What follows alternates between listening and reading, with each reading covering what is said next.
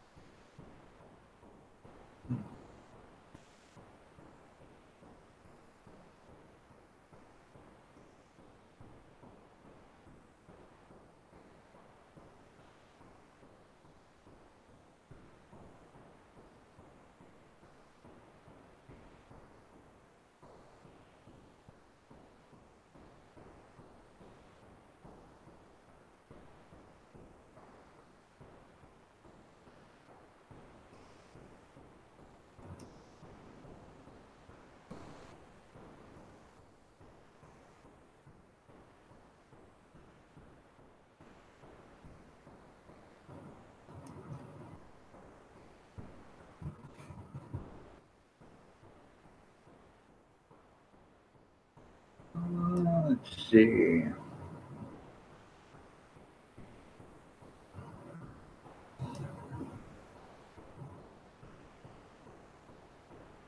There we go. Let's see.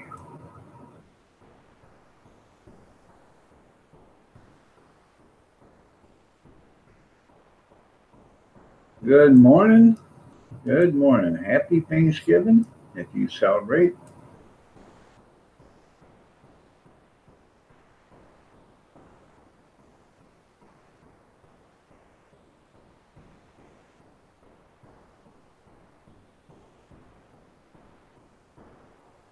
Everything else. Reaper Man, good morning. Good morning. Good morning. How are you? Nice to have you here. Happy Thanksgiving to you too. Sorry I'm running a little late. Didn't actually get any sleep, then got some sleep.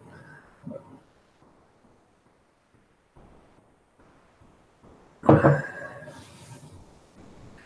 really far behind. I ain't even got the turkey in yet, but she said we're not eating till 4, so um, I'll put the turkey in by. We're eating at 4. If I put the turkey in by 11, it'll be done. So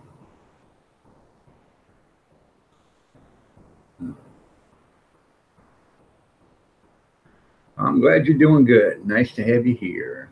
I'm I'm doing okay, I guess. Arthritis is still killing me, but I'm doing okay. Looking lovely as ever with my new haircut, sir.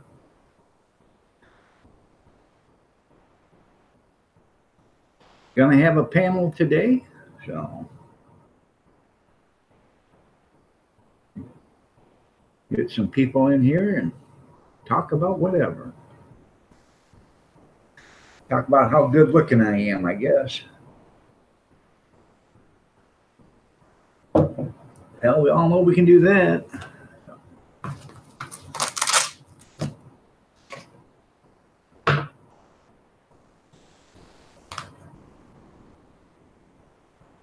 Oh, I need a haircut. Yeah, that took me 2.5 months to get mine. So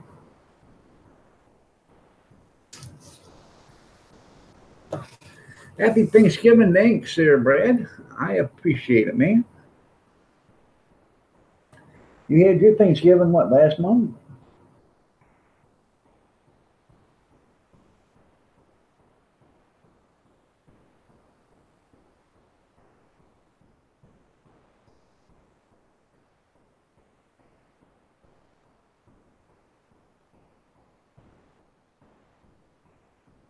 Yeah.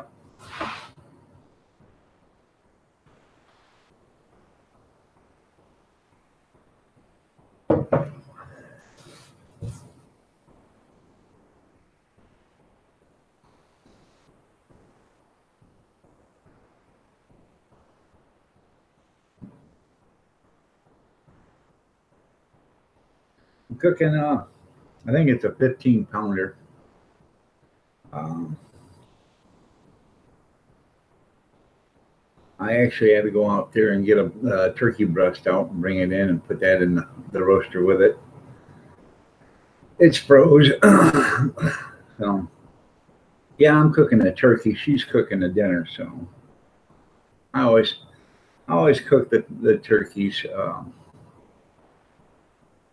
I don't know. I've always done it. So,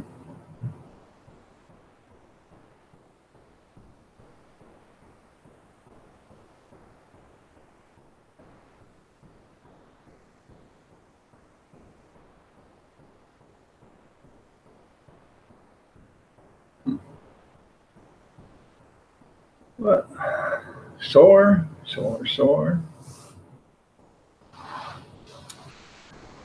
Went to the grocery store last night. Gordon Food Services. If you guys have got a Gordon Food Service, get there by the 24th. Um, Fresh, not frozen, jumbo chicken breast, large chicken breast, 40 pounds, 36 bucks. That's 90 cents a pound for fresh chicken breast. I bought 40 pounds of chicken breast and I bought 11 pounds of ground beef.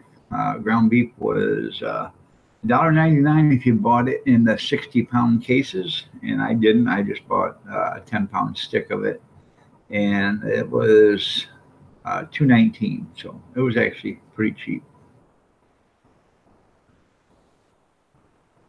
I bought I didn't buy a case of hot dogs. I just bought a package because I got one more show to do in December, and then I don't have anything planned. I mean, one could pop up, but I don't have anything planned, so I only bought one package, and that package with what I have and uh, gives me about 75 hot dogs, so that's enough for that. So I don't like to have too much stuff in the freezer in case the freezer takes a dump. But being as it's winter, it's the freezer don't work that often anyways. But you know,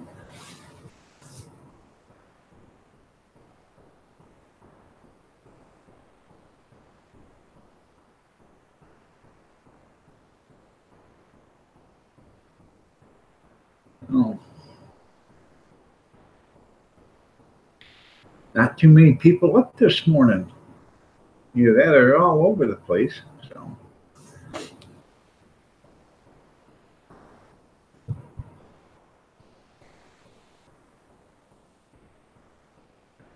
and let's see, what else did I buy?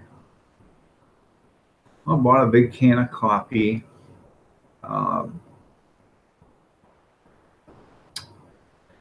oh, I don't remember what else. Huh. Oh, I bought a cheesecake for today and some other stuff. The missus went with me, sporting me around like a new penny. Yep. Up and down the aisles. That's right. So uh, you can all laugh now, yeah. Um, Went to a produce place and I bought some mushrooms and some celery and what else did I buy? Oh, I don't know, bananas. And then took her to the Chinese buffet. Yeah, we had some mice and cats and dogs, and then uh, some rats. And then we left and what? Filled up the car with gas because gas is 30 cents a gallon cheaper down there than it is here. So I filled up the car with gas and away we come. I was living in high cotton. So,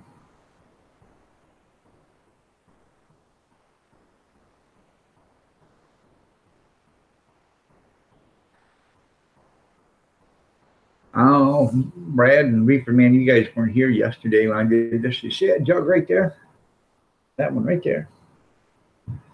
That's got cranberry wine in it. And Man, is that stuff good. So I drawed a little bit out yesterday to show you to show everybody what it looked like. Took a taste of it. Had about that much in the glass. I took a sip, gave it to the wife, and she took a sip and then she drank it all. She said, "Oh man, that stuff's good." So it was good. Hmm. So what are you having for breakfast, Brad?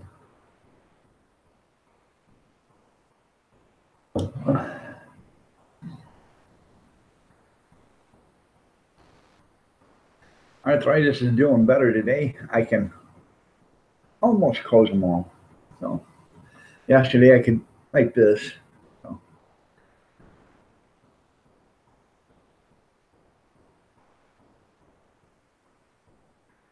I get off in here today. I have to. I didn't do my dishes last night, so I got to get the dishes done. Put the bird in the roaster, and I won't be peeling any potatoes. Eggs and bacon. That's pretty good. Um, I won't be peeling any potatoes because I just don't have the dexterity to do that. So I'll try to help her whatever I can. Peeling open boxes, opening up cans, so ripping open packages. There you go, honey.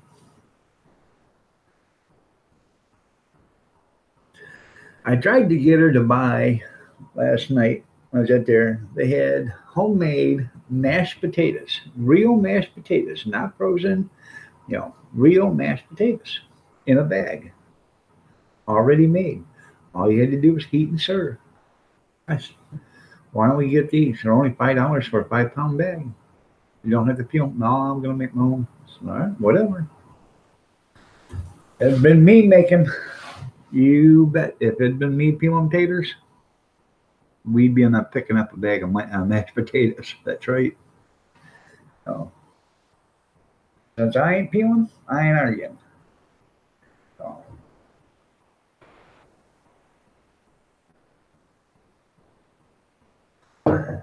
made for 100% real potatoes. Had the ingredients in it too: milk and butter, salt. Yeah. Hey, how can you go wrong? Yeah.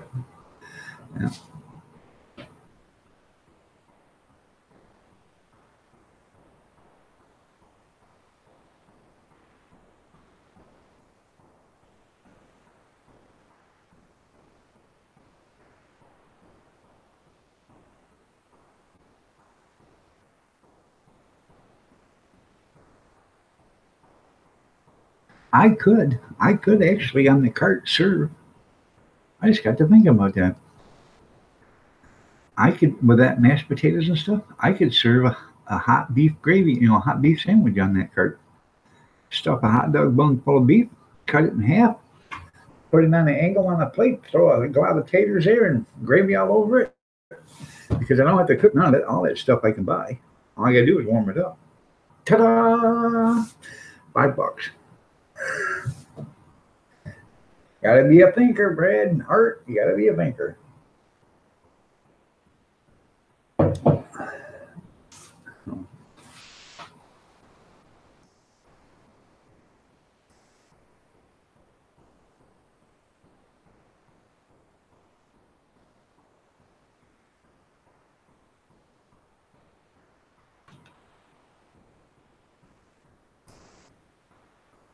Uh, yeah. And I wouldn't even have to buy any different kind of bread either. You could do it right on a hot dog bun.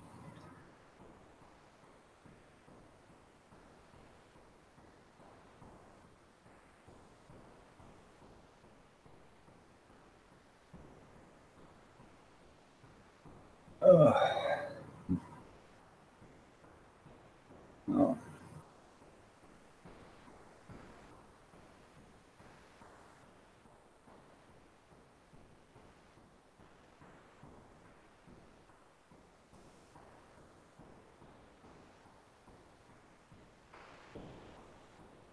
Let's see.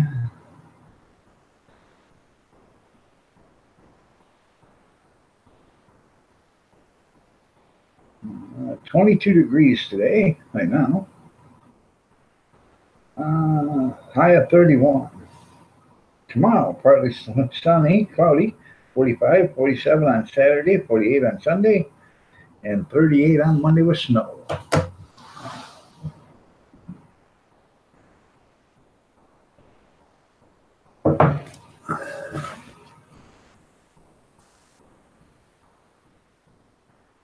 Oh.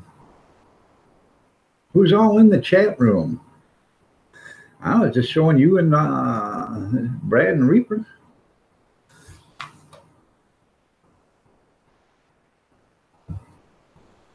But there's 7 people here. Oh. Good morning, everybody. Good morning. Good morning. So,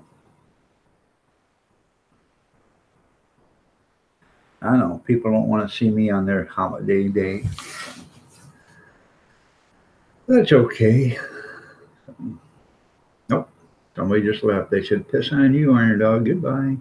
So, Vampira.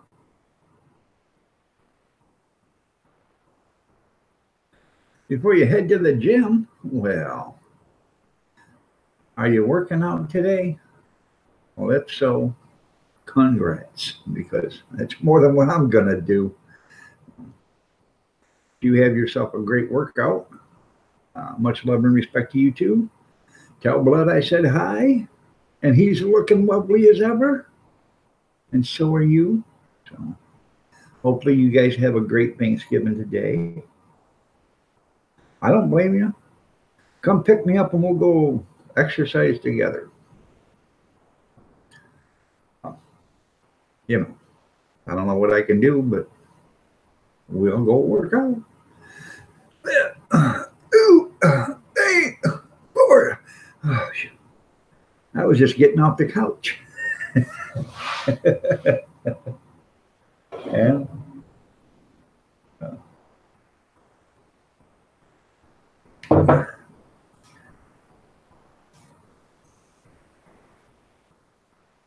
you're still young, though.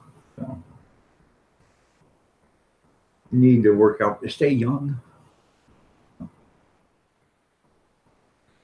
Well, you're only 30 years old. I wish I was 30 again. Oh.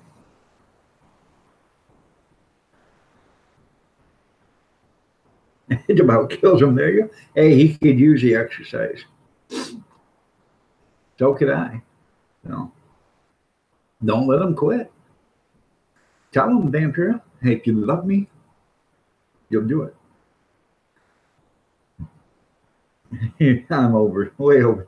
Yeah, you're 31. So. All right, B&J, you have a great day. Enjoy your eggs and bacon.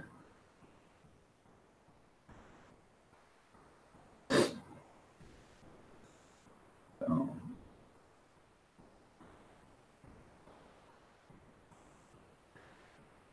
I knew you were over that, but you're only as old as you feel there, Vampira. And 44, you don't look like you're 44. So. But I would. I'd make them. If you love me, you're going to go. Up, down, 2, up, down, 1, 2, up, down. So.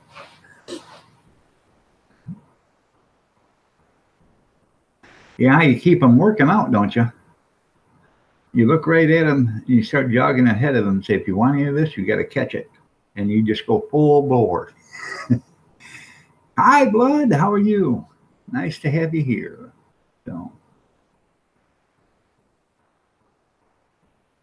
that's how you do it.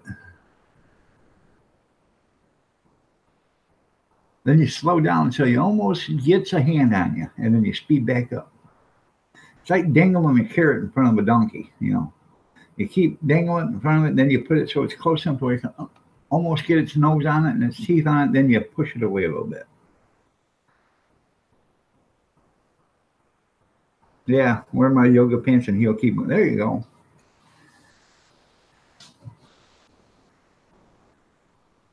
There you go, see?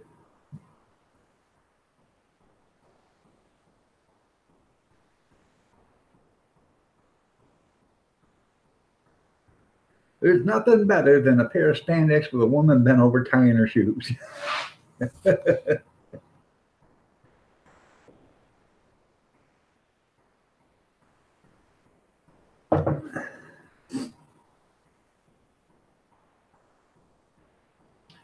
Or is he wearing your spandex? Is he wearing your yoga pants? Now, if he's wearing your yoga pants, I'm not being judgmental. That's entirely up to you guys.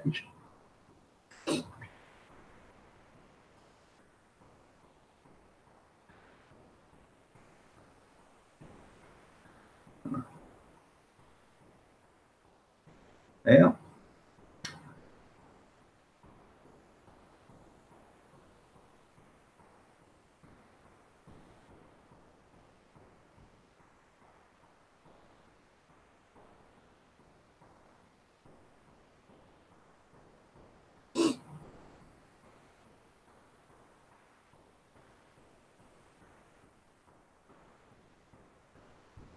I'm just imagining blood right now trying to slip on them yoga pants.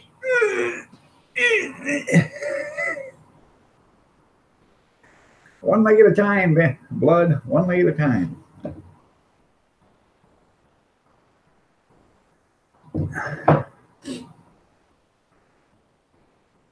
Good morning, Junkyard. How are you doing this morning? Nice to have you here.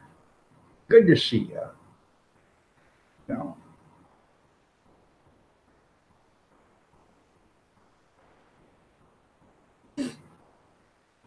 and happy Thanksgiving. So,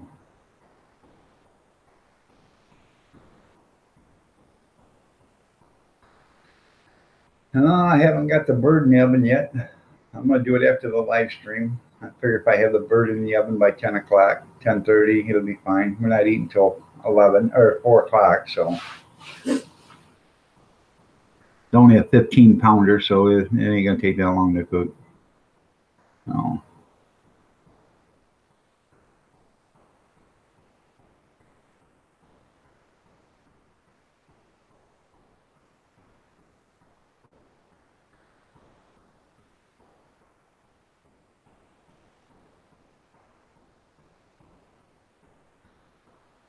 All right there, Vampira. Blood, you both have a great one.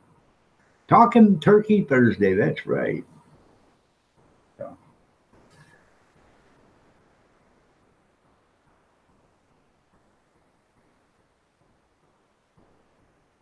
Do, do, do, do.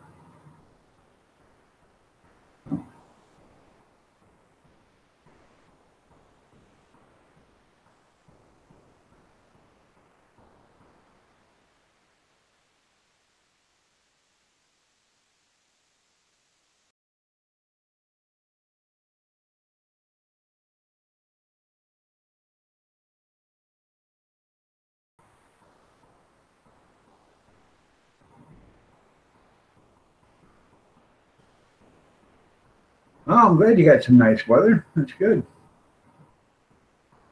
Oh. Glad to have it. It's cold here, though.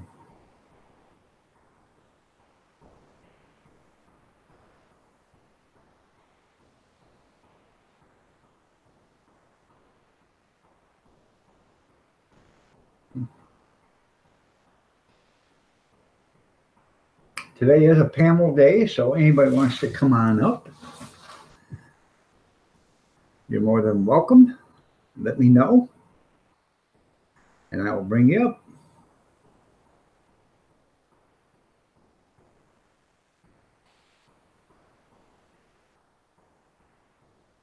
As long as I know who you are.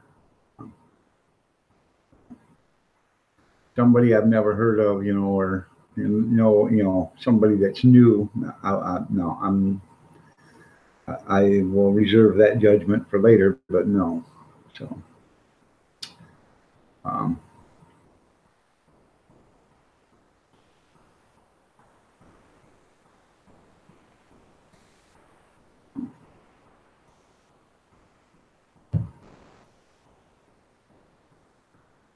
sent you an invite there, Junkyard, if you want to come on up. So.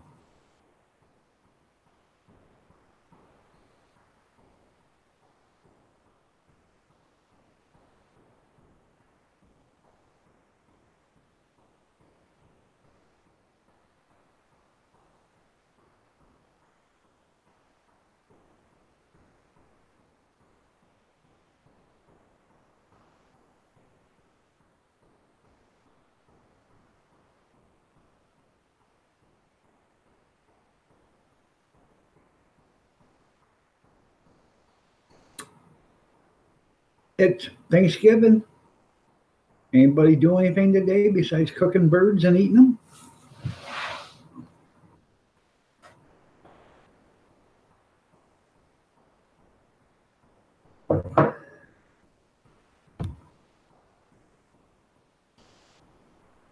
Well, here's Junkyard. Well, good morning. Good morning. How are you? We're good. You got a little bit.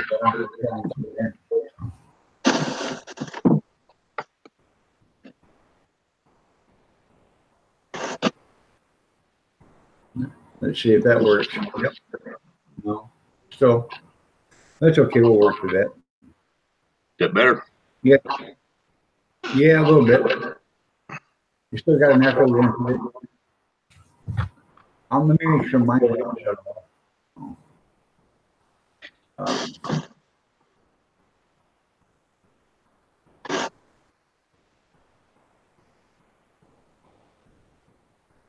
Yeah.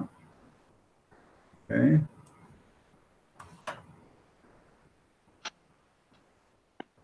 All right. Yeah, now. What's it supposed to be like there today? Oh, it's supposed to be real nice. Oh, that's good. 60 degrees. Damn. 55, 60.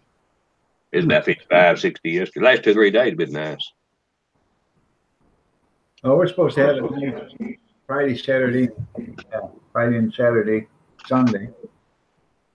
I was supposed to 48, 50, 55, or 52, something like that.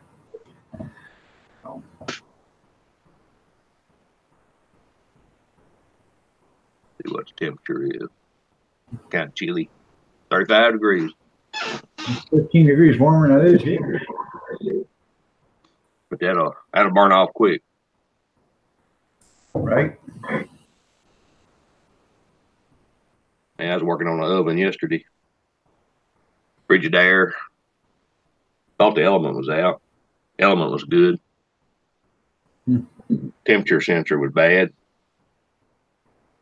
Of course, you can't find one. There's no boys that work on them down there in Hugo. He had one that had the wrong plug, so I cut the plug off that one, put on mine. It ohmed out 1,000, 1,100 ohms like it's supposed to. Good. Damn thing still don't work. So I guess it's a damn control board. Huh. I gotta recheck them wires back there. How old is it? It's about 8-year-old Frigidaire. Yeah.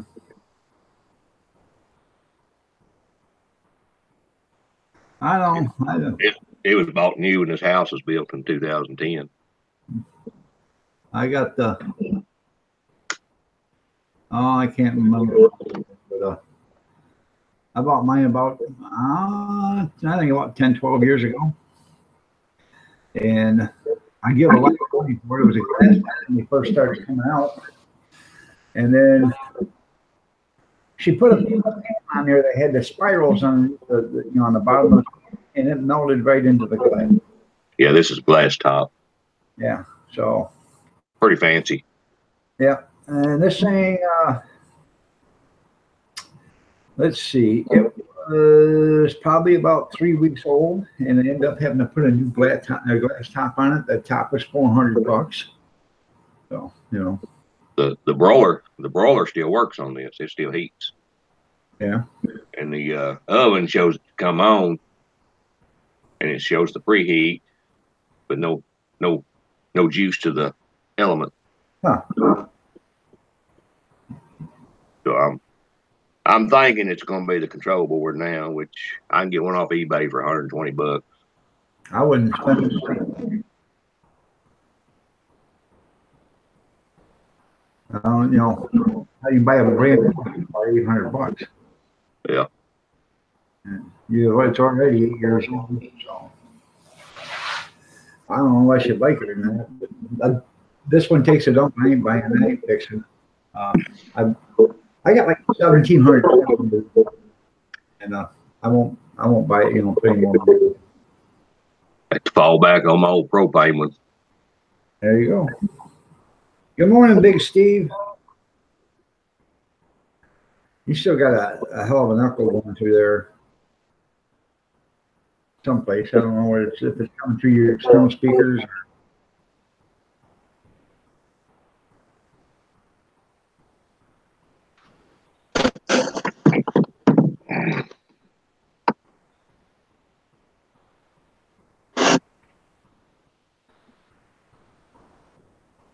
Let's see, is that better? Yeah, a little bit. Oh, I got them turned down. okay. Well, you got your phone right there? You got your cell phone right there? To me, yeah. Your cell phone isn't on with YouTube on it, is it? No, Okay.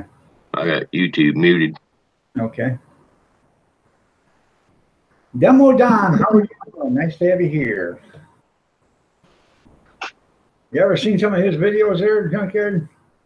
Guy Demolition Derby's lawnmowers. The old Don, yeah, I think I have. Yeah.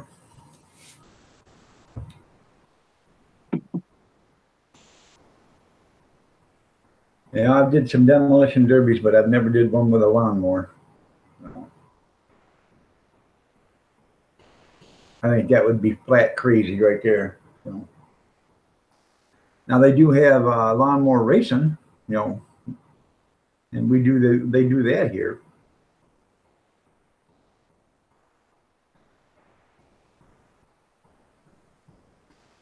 Pretty neat. Them guys would take the mowing deck, you know, the mowing deck would be 5 inches or whatever, and they'll cut that mowing deck to that mowing deck's about this high, you know, 1.5 inches, and they put this, you know, they trim out about 3 inches out of it and then put it back together. That way they can get this thing closer to the ground. So the lower the better. I've got an old Murray rear engine mower that I've had for years. Don't use anymore, but I put a bigger, put a smaller drive pulley on the transmission. Made it about twice as fast because if you ever mow with a Murray, they're slower than heck in reverse. Oh yeah. So instead of mowing in second, let's see, what was it, 3 or 4 speed? You used to mow in third and fourth. Now you mow in first and second. There you go. Unless your reverse is a lot faster. Yeah. I had one. I was doing it for the races, and I ended up. I put a different size pulley on the drive, and oh hell, I had one of them, 14-inch pulleys on it, you know. And I can't even remember the make of it, but it was a. I think it was a snapper, the old style snapper that had the 1 tube frame that come down through the center, you know. Yeah. And yeah, I've got one of those. I took the pulley off in that and put a small one on it. It dramatically changed the speed on it. So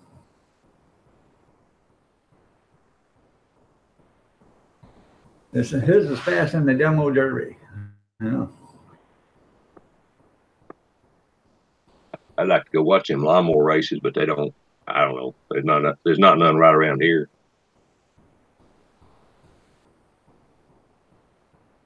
You got to start a league. Yeah, that's all. It's pretty neat. How much land you got? I got 80 acres here. Yeah, so you could start a league, make a track out there, and you know, talk to your insurance company, start up a racetrack league, and you know, charge $50-$60 to join, and you know, $1 or $2 to come watch. You make some money. So.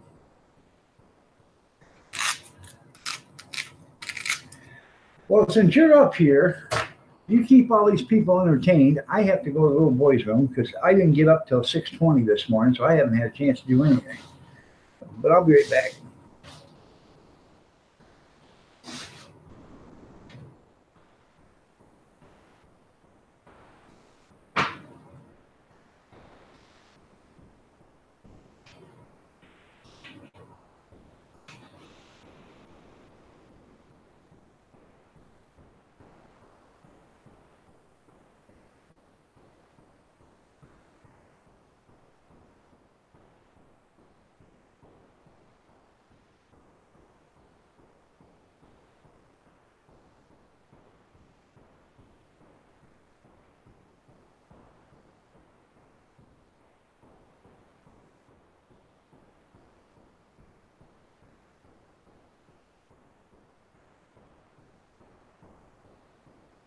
Yeah, I'm subscribed to Demo Don.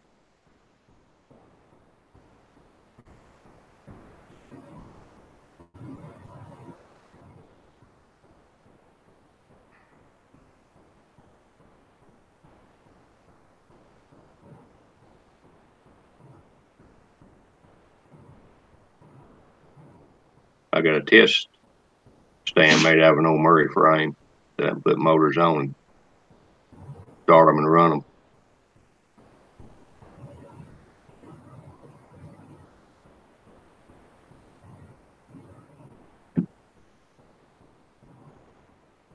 Got a gas tank on it and everything.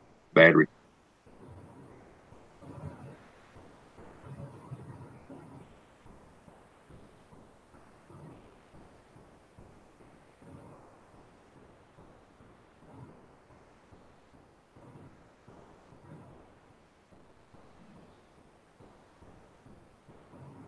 Guess everybody's sleeping in today.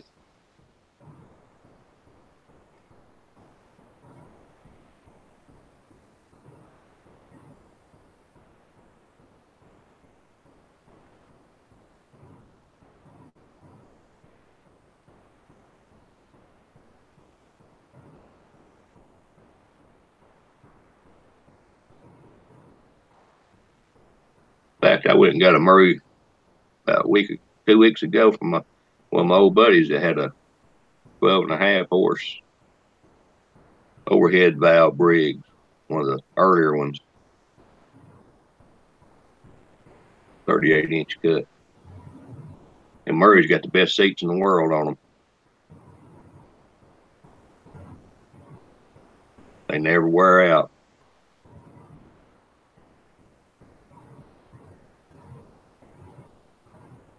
Got that rubber seat pad, they never crack. In fact, I've got a Murray seat on my John Deere. I had to adapt my mount just a little bit.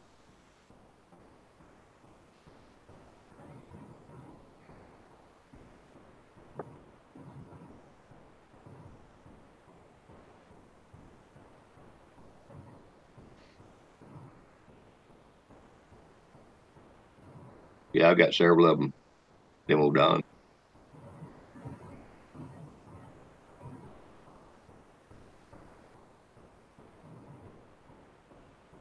I need to sell that little old rear engine 30-inch mower. It's a good little mower. It's sitting down there in the woodshed. Haven't used it in several years. I probably put tubes in the tires now. I think it's got I think it's 8 horse Tecumseh on it. But I've got several motors I can stick on it.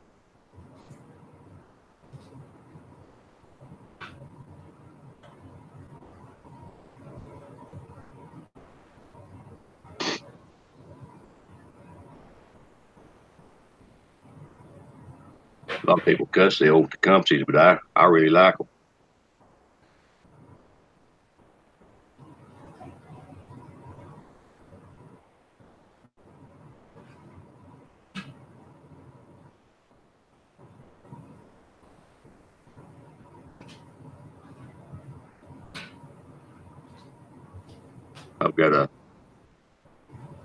I got a Miller welder that's got the old cast iron Tecumseh on it. I've got several of those cast iron Tecumsehs. You can't wire them things out. Got Timken roller bearing main bearings.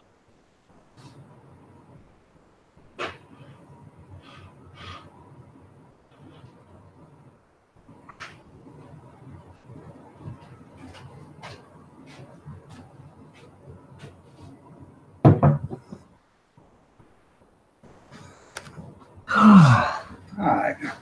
Would everything come out all right? Oh yeah, yeah, yeah.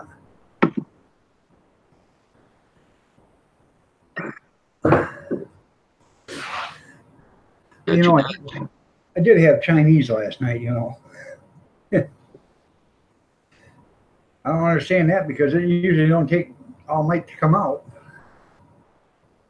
It must have been them cats and dogs fighting. I had burritos last night.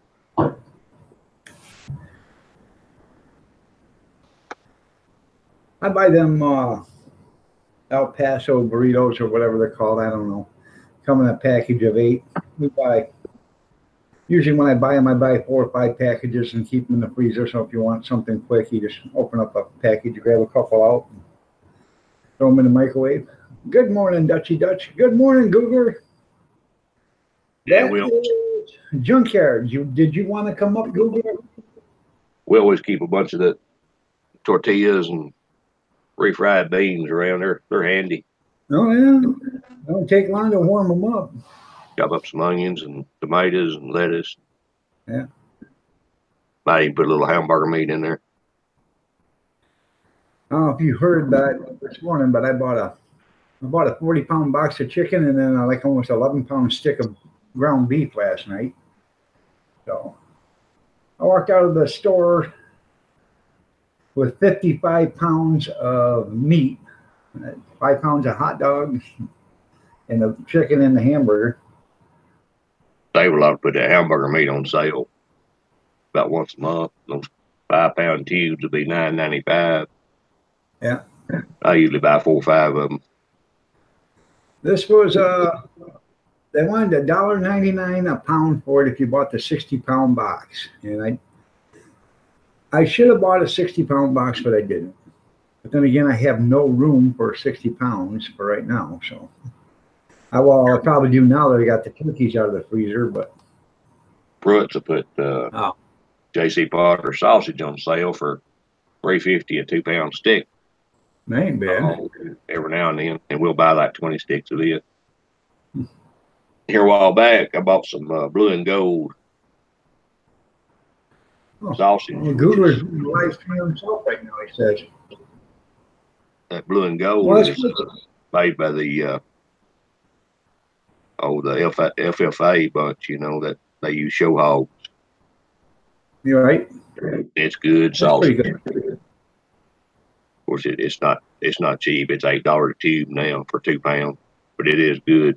I usually buy 15, 20 of those at a time off the kids. There you go.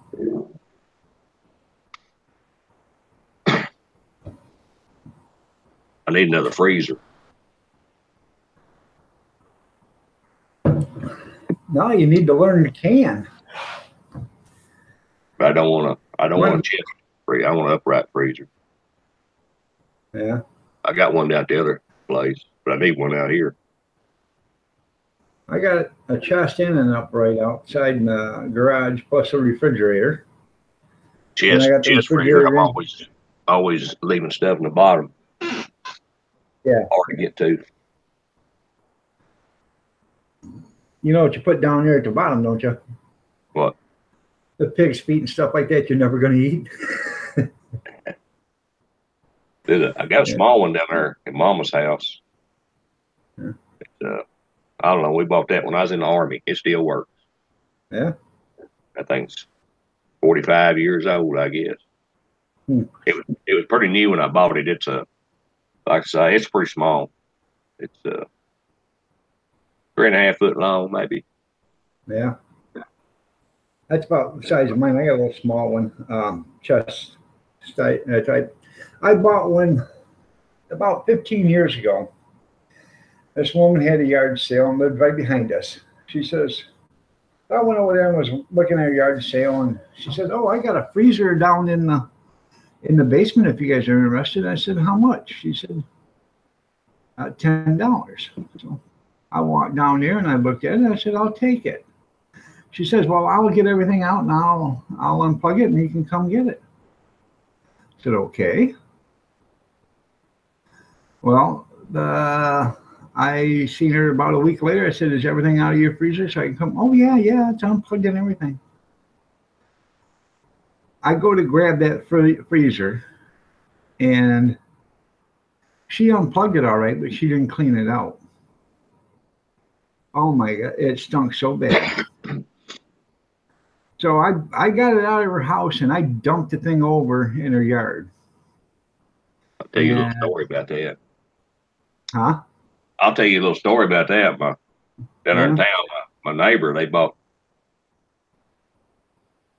the other half block that they lived on just so they can get the property, and we tore the old house down so nobody could move in there. And anyway, they had left, and there was a deep freeze on the back porch. So we was tearing stuff down and burning it. And we sat there at night, drank a little whiskey, and burned stuff. This went on for 2 or 3 months during the winter. Anyway, we got down to that deep freeze, and Thomas said, "I wonder what's in that deep freeze." And he opened it, and it was gag and maggot. It had been sitting there for probably 6 months. Had meat in it. We took a front end loader and reached in there and turned it over. God, it stunk. We had to build a fire on top of it. Oh, yeah. Well, anyways, I left that stuff sitting there in the yard. I took the refrigerator home. I sprayed bleach water in there and let it set, and rinsed it out.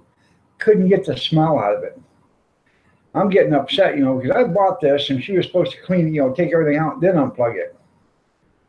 Well, she told me, she said her son down there to do it, and he just unplugged it.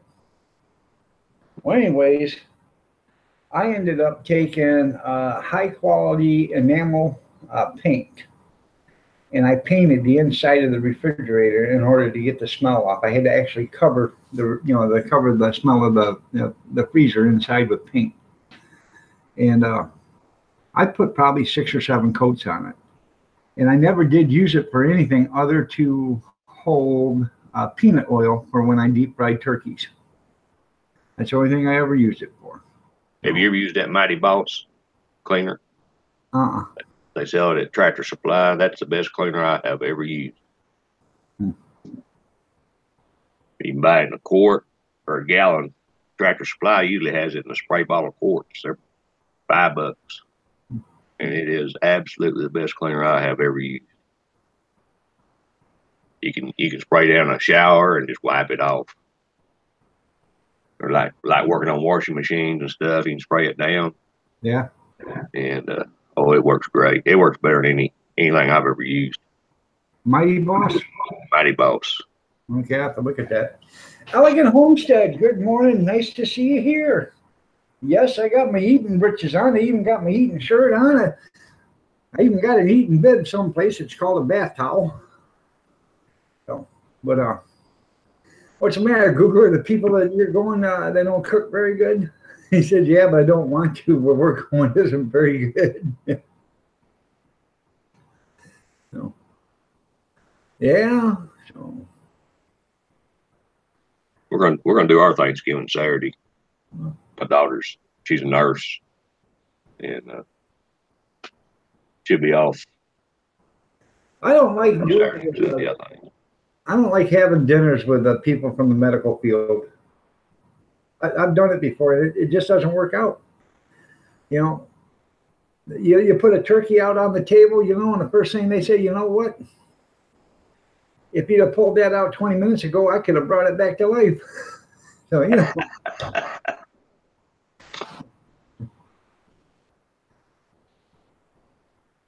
We was having CPR classes one time, and this woman in there, she was a nurse. She had cats. She sold these cats. They're $high cats. Yeah. So it says she gave her cat CPR, and everybody was kidding her about it. And she said, "Well, she said I'd blow it on that cat's ass if it was saved it, because that thing was like $500." There you go. Well, show her how to cook there, Googler. Dry burnt turkey, burnt ham, and tasteless food.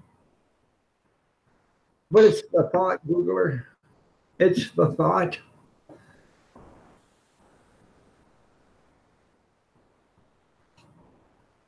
What time's Macy's Day Parade supposed to be on today? Anybody know? Linda's House of Chill. Happy Thanksgiving to you too, and you're looking lovely as ever. They're about to get blown away up there, I think. Probably. So, Elegant Homestead, you have my permission to gorge yourself today. You got 365 days to recover from it before Thanksgiving again.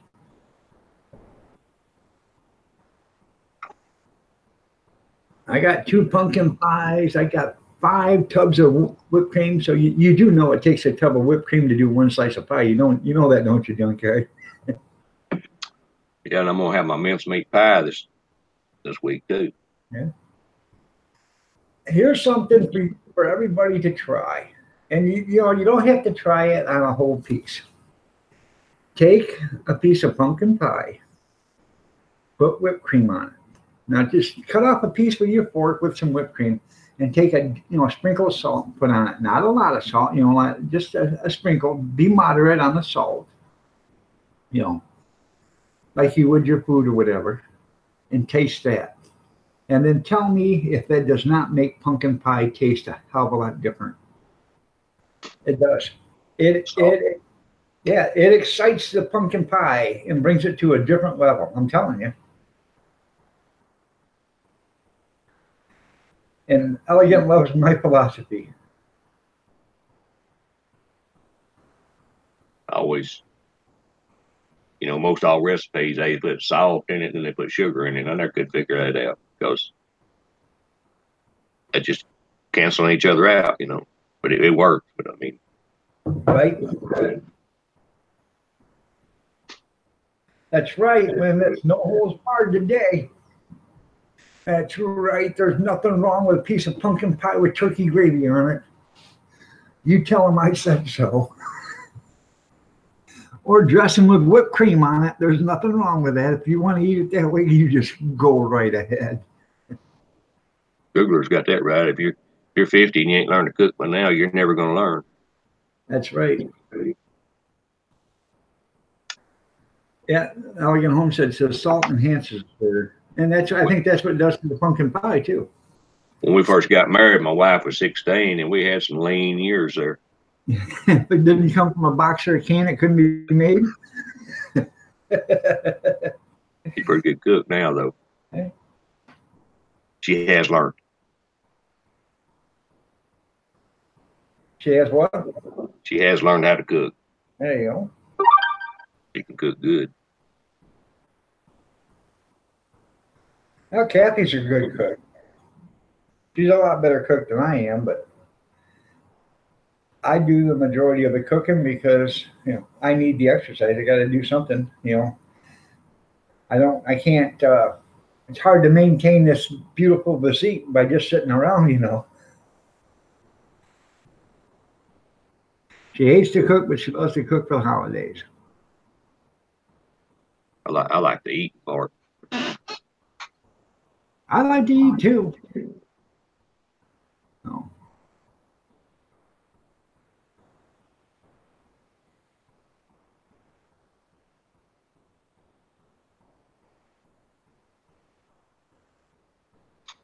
I'm gonna make a bunch of cookies.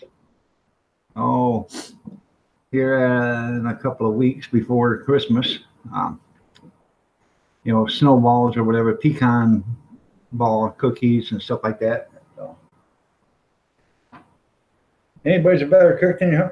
Hey, I'm gonna tell you right now. I worked with a guy that only had 2 settings on his stove: off and burn. He lived right next door to the fire department, and they were over to his house almost on a daily because smoke could just roll out the windows. That's how he learned how to cook. When the smoke was so deep that he couldn't see, then he knew it was done. So, and because well done. Yep, this guy, he lived right next to the fire department, but he also lived right next to the bar. So he put a steak on, walk downstairs to the, and go out to the bar, drink a beer, come back, flip it, go back and drink another beer. And by then it's smoking hot in that, the pan, and smoke's rolling out of it. Then he'd go back up, and that's when his food was done. And his older brother kept telling me how he cooked. I said, "You're kidding." He said, "Nope, that's how he does it." I said, "How the hell does he eat that?" He said, "Hell, I don't know. Some of that stuff's so damn tough, you sit here and gnaws on it for an hour." It lasts longer. Yeah.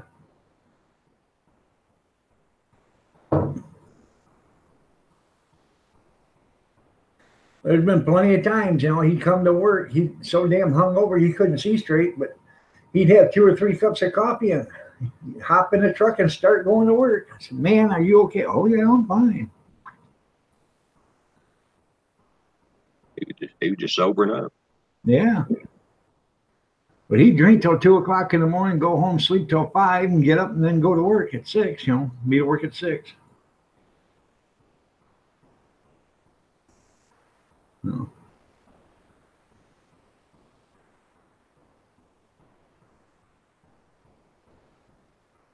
It's like on, what's that show, PD Live? Everybody stopped. How many beers you had? Oh, 1. Yeah. Yeah. How many? 1. Must have been one big one. Was it a big one? No, just a small one. And then they think they shouldn't have to, they don't have to get out of the car and all this. Evidently, they need to come to Michigan. Because let me tell you something, that cop's only going to ask you twice. The first and last time. When he tells you to get out of that car, the second time he tells you, you can guarantee when you get out of that car, you're going to have a bunch of lumps and bumps and bruises because they're going to jerk you out of that car.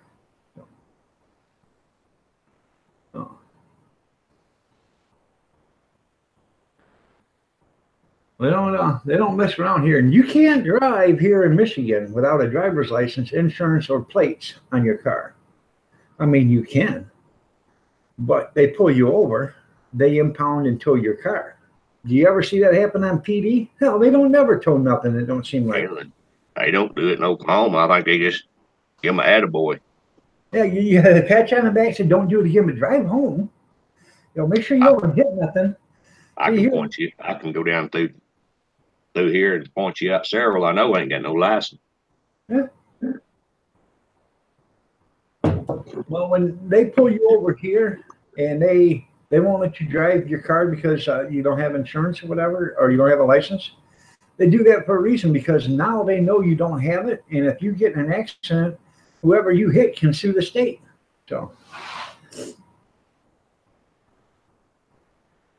most of them around here, they don't want to impound them because they ain't worth nothing. Yeah. Good morning, Grizz. They'll go buy a $300-400 car that's got a tag on it, and they'll drive that for a year. Yep. Those kind of cars and pickups are worth a lot of money.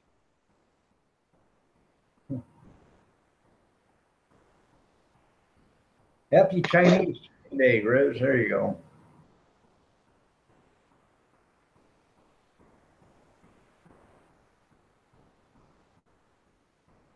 Yeah, some people get nasty. I don't know what it is, elegant, but why can't we just all get along? Grizz, did you want to come on up? I know it's early in the morning, it's 4:33.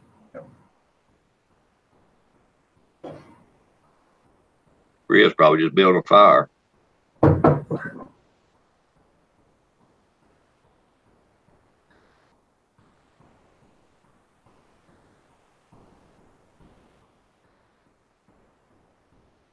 He probably ain't scratched the chickens out of his beard yet.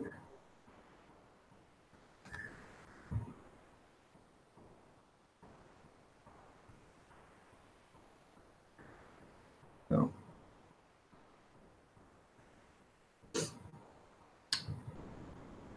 I don't know.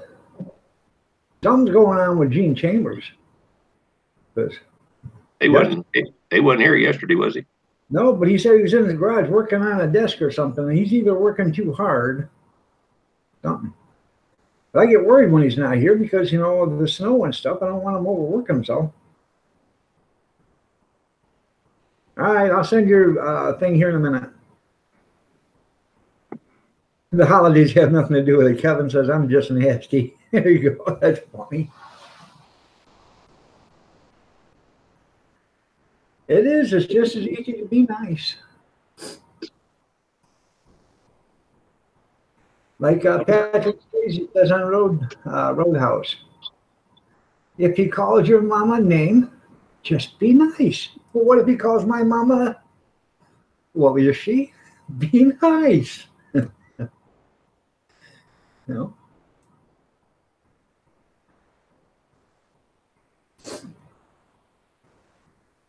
All you got to do is just be nice. All right, there, Grizz. I sent it to you.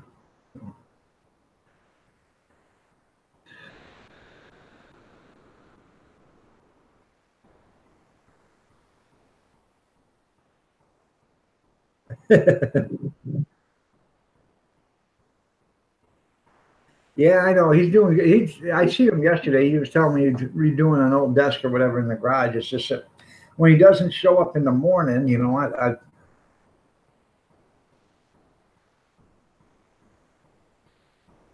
okay.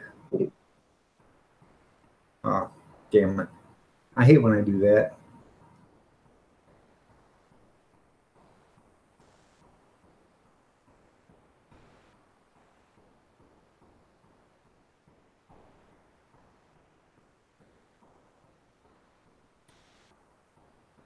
Good morning, Steve. Ruby.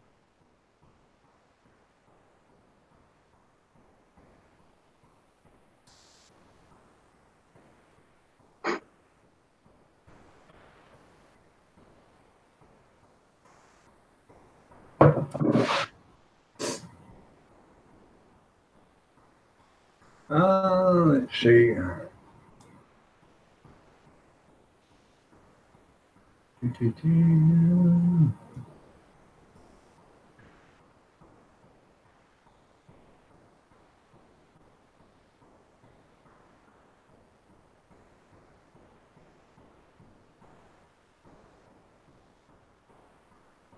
It's got to be difficult. Steve's cooking the good stuff. There you go, Grizz. I sent it there, but I also sent you email. So.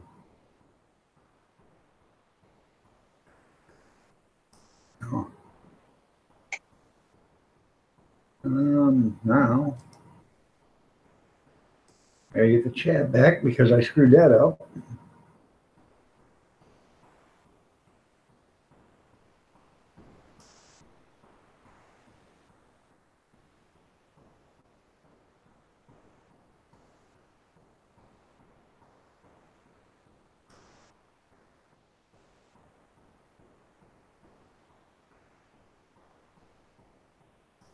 What did they say yesterday on TV? How long does it take to microwave a turkey?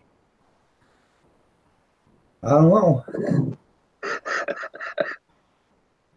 A long time. All right, there. Hello, Ruby. Bobby Sprinkle, good morning. Happy Thanksgiving to you, Ruby. You're looking lovely as ever. Nice to see you here. Good morning, Big Stevie again. It's hard to find a microwave now that you can stick a chicken in. I know it.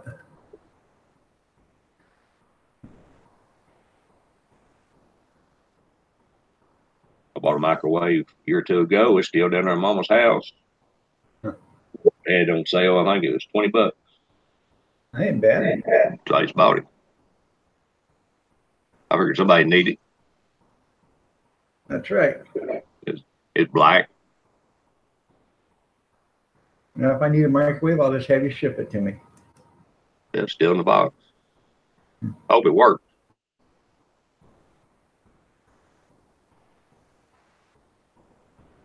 Yeah, Steve. Cookies don't go cluck cluck. Chickens do.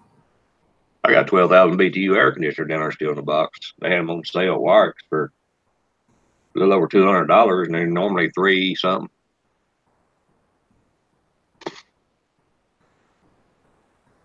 I know, Bobby. Well, we're not eating until 4, so if I put the turkey in at 10:30, it's going to be done way before 4 o'clock. I got a roaster. It's not going in the oven. It's going in the roaster oven, which is totally different than the oven. I can set that and crank that up to 500 degrees and let that cook for the first hour at 500. So it starts to crisp the outside while sealing in the juice, and then I'll turn it down to 275 or 300, and it'll be cooked in no time.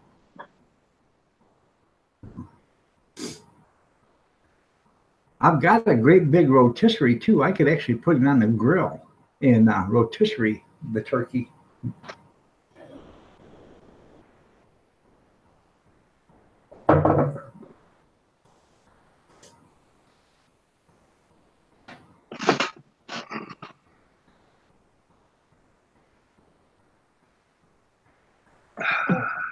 No, I'm not going to Black Friday. You notice how that is? It's okay to say Black Friday, but it's not okay to say black anything else. How the hell does that work? Where's White Friday at? Yeah. I think we ought to have a White Friday. Well, what I'm getting at is, they don't bitch about that, but if you say black anything else to anything, you're a racist. And I'm not trying to start a race thing here, but if you say Black Friday, why don't they consider that racist? Because they consider that a deal. I don't understand it. So, Renda's World, happy Thanksgiving. It's Pamel Day. Renda, would you like to come on up? They'll run over you on Black Friday. Yeah.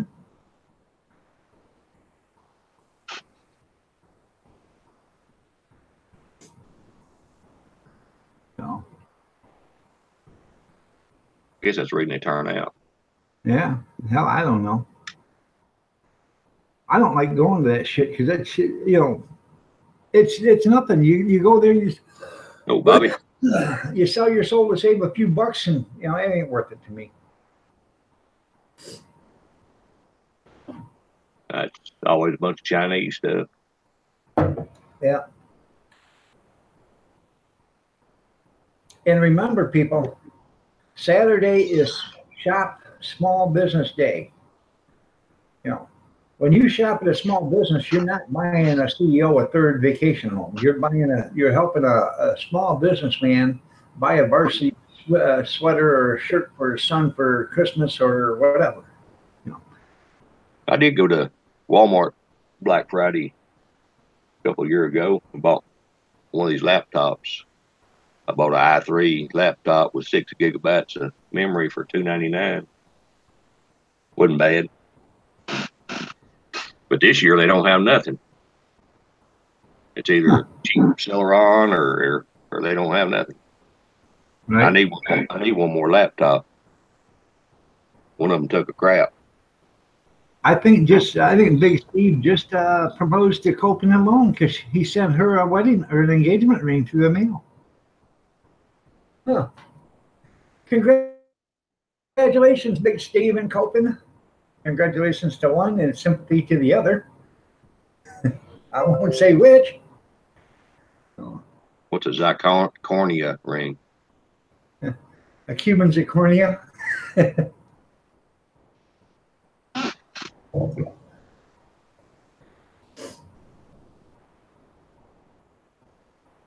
Oh, I know what it means there, Kevin. But if anybody else said it in a different way, they would be, they'd be screaming. So it takes them a long time to get profitable. Yeah. So they only make money in December. Right.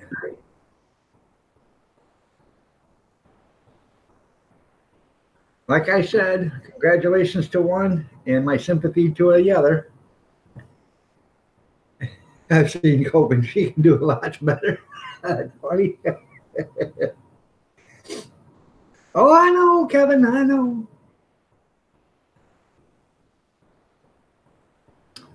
No. Yeah. Big Steve want to straighten up now. That's right. Huh?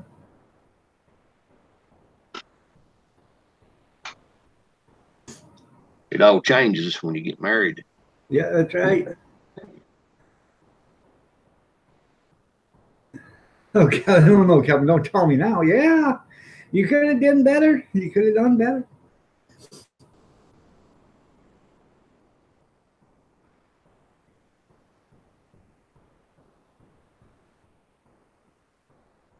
Hey, I'm gonna tell you right now. If you and Scuzz Twitley start fighting again today, one of you guys is gonna get timed out. We're not gonna do that today on a holiday. You guys can play nice. That's something, but You guys can't play nice. One of you guys get, well, even both of you. If I tell you once and you don't stop, both of you will. Coping alone, my condolences. Big Steve, congratulations.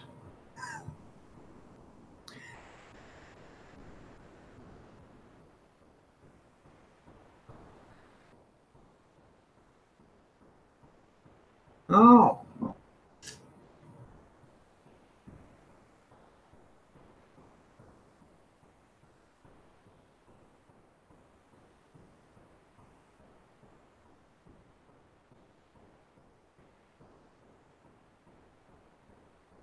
You're in.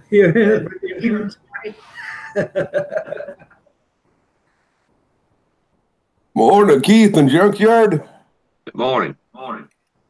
Good morning. That does make it a lot easier for me sending that link that way there, Keith.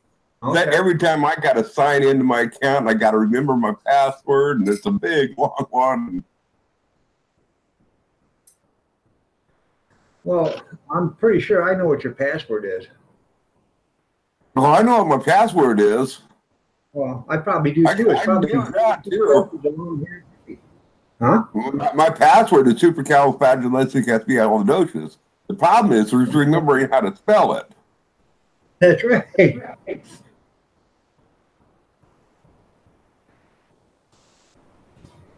Well, you used to do it in English. But ask her how to spell something. She'd say, look it up in the dictionary. I said, I can't look it up, but I don't know how to spell it. I hear you on that. Oh, look at there. They're Copin and Big Steve are planning a honeymoon. They're going to Lookout Mountain or Overlook Mountain. Wait a second. Kathy, don't, you know, if you're going to marry Steve, I see you doing the Thelma and Louise thing with Steve. She said you don't want to marry Steve. They're going to sign insurance papers and everything else first before they go on vacation. We'll get a prenuptial.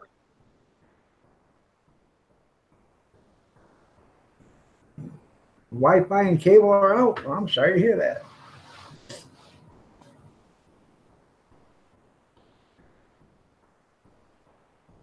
That's him, huh? Better watch out, Steve. Ain't gonna be no parade for rent. Yeah, but you know, you remember the old cartoon about Rudolph the Red-Nosed Reindeer? When Yukon Jack brings in the abominable snowman or whatever his name is, the Bumble. Well, I'm pretty sure Steve will bounce just like the Bumble. I don't think I've ever seen it. Back when you was a kid, Rudolph the Red-Nosed Reindeer. Back in the... I don't think I've ever seen it. We didn't have TV when I was a kid.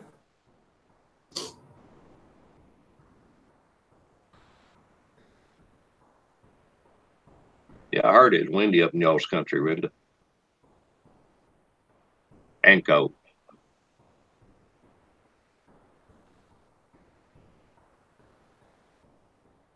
No, don't be afraid of me, Steve, but you better be afraid of Kathy. Ruby Slippers. Copin alone is not Jasmine. Her name is Kathy. Jasmine is just me. Bumble's Bounce. That's right. He's going to pee in your greens. You mean...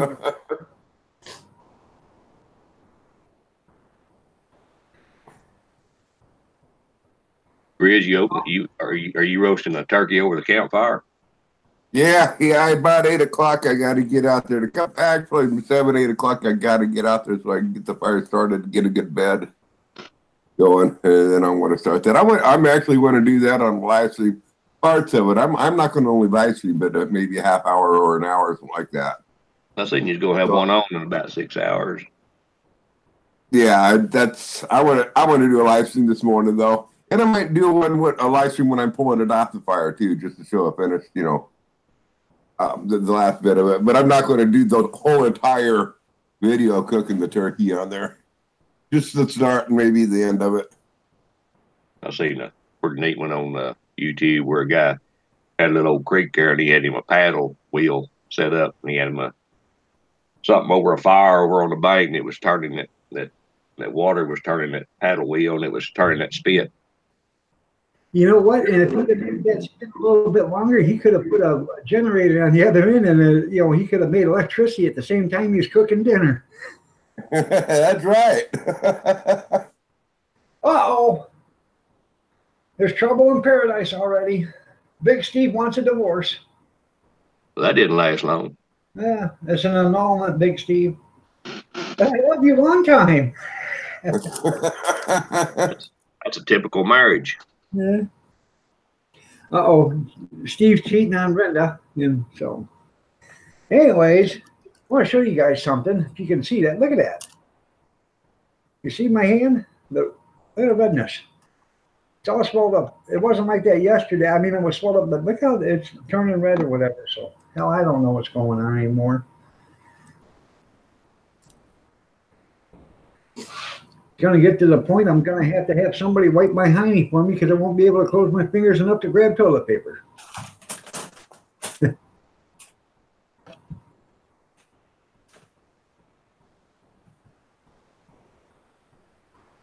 Bobby's going to hide now. Why are you hiding, Bobby? He must have done something to Tammy. You got to get you one of them Pollock butt wipes where you put the pedal down there, in front of you, and you turn that crank with your feet, and it like a chain goes up and around and over. Yeah.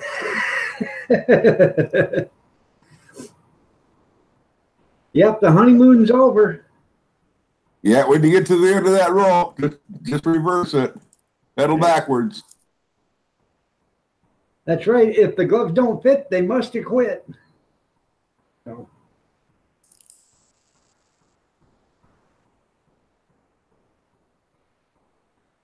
With half your underwear stores there, Steve, a person could still make a pop tent.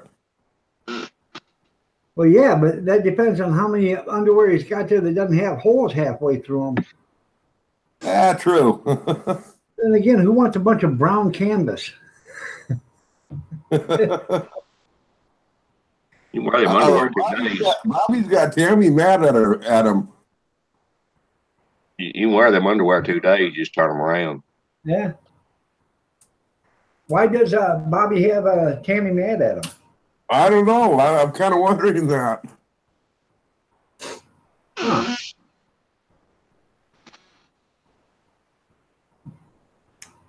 Hey, Steve, speaking of smell my, you know what? I've decided this year I want to take a piece of, put myself a piece of mistletoe. I want to pin it to the back of my shirt back here, and I want to climb up on the mantle of my fireplace. So when Santa comes climbing down the chimney, come on in, he's going to have to crawl underneath that mistletoe. No, nobody's trying to bully you, Big Steve. That's against YouTube policy. Christy, good morning, dear. How are you today? You're looking lovely as ever. Nice to have you here. Hello, Christy. Anyway, Brenda, before you got out of here, you peeled carrots and potatoes, onions and potatoes or whatever. I was at Gordon Food Service last night, and they had 5-pound bags of already mashed potatoes, 100% real potatoes. In a bag, all you had to do was heat and serve for $5. That's $1 a pound. I said, Kath, let's get those instead of peeling potatoes. No, I'd rather peel potatoes. All right, well, you're going to be the one peeling them.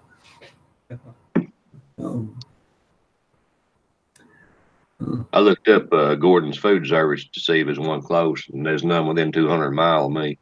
Huh. Well, then when you go to that one, you make sure you get enough to make it worth the while. But I bought a 40-pound box of chicken breast. I like almost 11 pounds of ground beef. A package. Now, hot dogs went down. They were, the last time I bought a box, they were $31. I bought a half a box, and it was $13. So, you only got 30 dinners to deliver. Are you guys going to have it open so people can come in?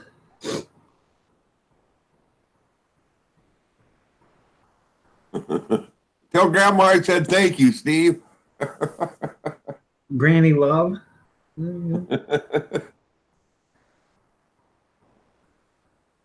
Yeah, that would be, you know, hopefully people got places to go. Oh, yeah, I know there, Kevin.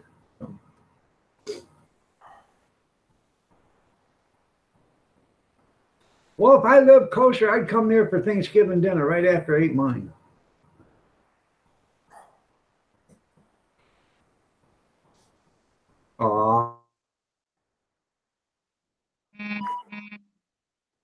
I'm flattered, Steve.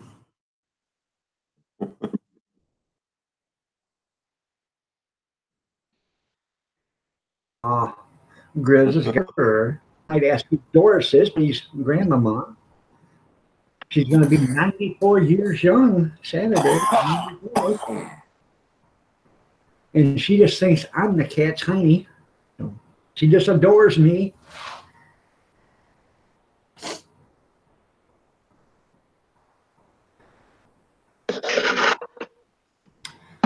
What's the matter, Christy? You don't have no place to go, or I'm sorry to hear, you know, if you don't have any place to go, that's not nice or not right. So, or you just you don't know how to cook. I'm just asking. I'm not trying to be mean or anything. I'm just asking. Oh, you already had your Thanksgiving. She told me everybody having a turnkey dinner. Yeah. In other words, they're already made. Oh, a turnkey dinner today. Oh, okay.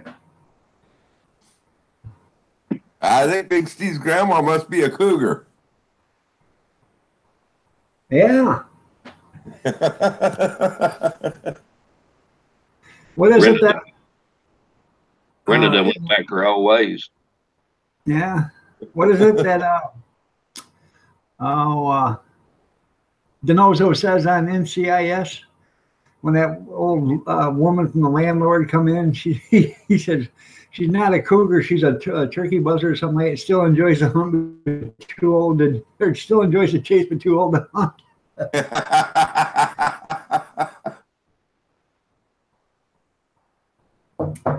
Or to rend his world.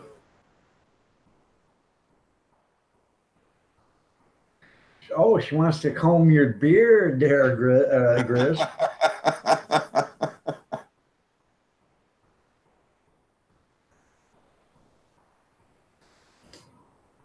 Dog, do you wake up feeling lightheaded now? What's that? I said, do you wake up feeling lightheaded? Not so much, but I've been getting sick. So I'm definitely getting rid of this wood blanket on top of me ain't doing me no good.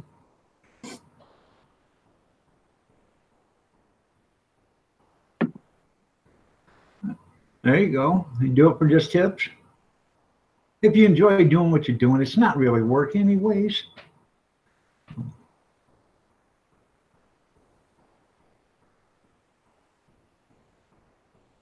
can put in for unemployment now. That's right. Like this right here. I just do this for, it's not like it's work. I just do it for the enjoyment. It's like my brother-in-law. He had a pipeline job with the union, worked 5 or 6 months, then come home and draw unemployment for 5 or 6 months. Yeah. My son's in Virginia right now working. Yeah, Gary just come back from Virginia.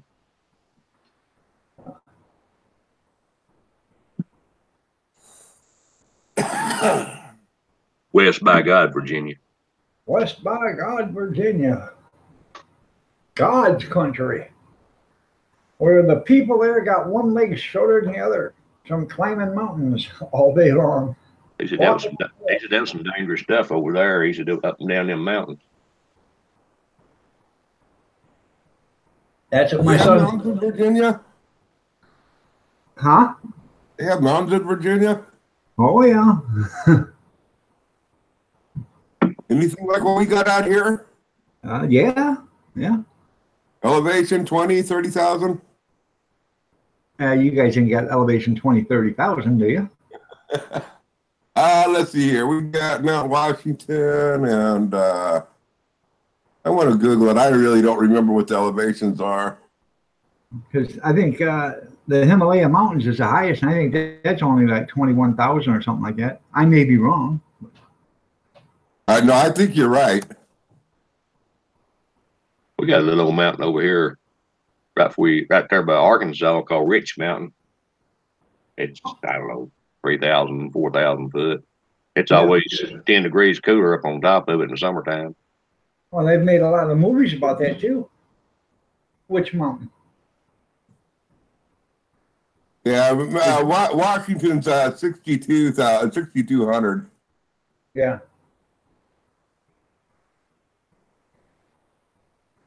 See, it's like Oklahoma down here where I'm at. It's about 600 foot. Then you go to the Panhandle, it's almost 5,000 foot out there. Right near one of our bigger mountains out here on the West Coast is 14. Now, you've been to the Smoky Mountains and stuff like that. I don't know how high them are, but it's a hell of a road trip to go around them or go up them. That's rain all the crap drains to southeast Oklahoma.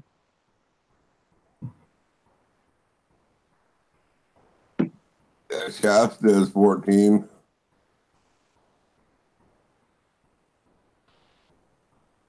Yeah, which mountain? Which? W-I-T-C-H.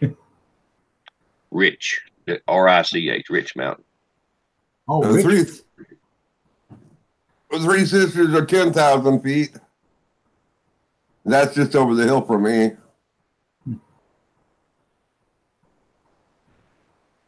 Or at the top of the hill, rather, I should say. How tall is it there? 10,000, a little over 10.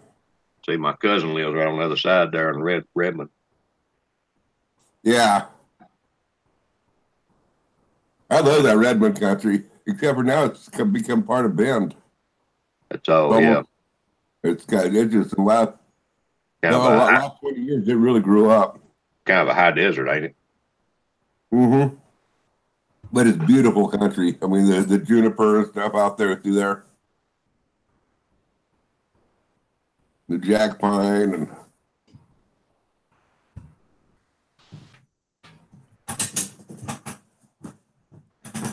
and some great hunting over that country. Yeah, I don't think there's much east of him there. Going out east of Redmond, I think that's 126. Man, it's a beautiful drive. You're kind of running along the Otricos.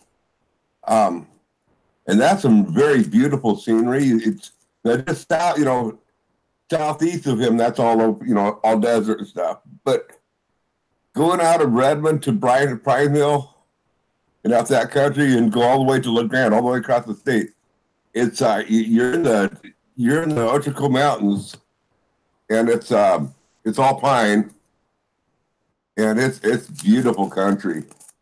I know when he leaves, he got to almost come south and around over to that interstate over there. There ain't very many. I don't think there's any roads hardly that go straight east. I guess that's mountains, I guess.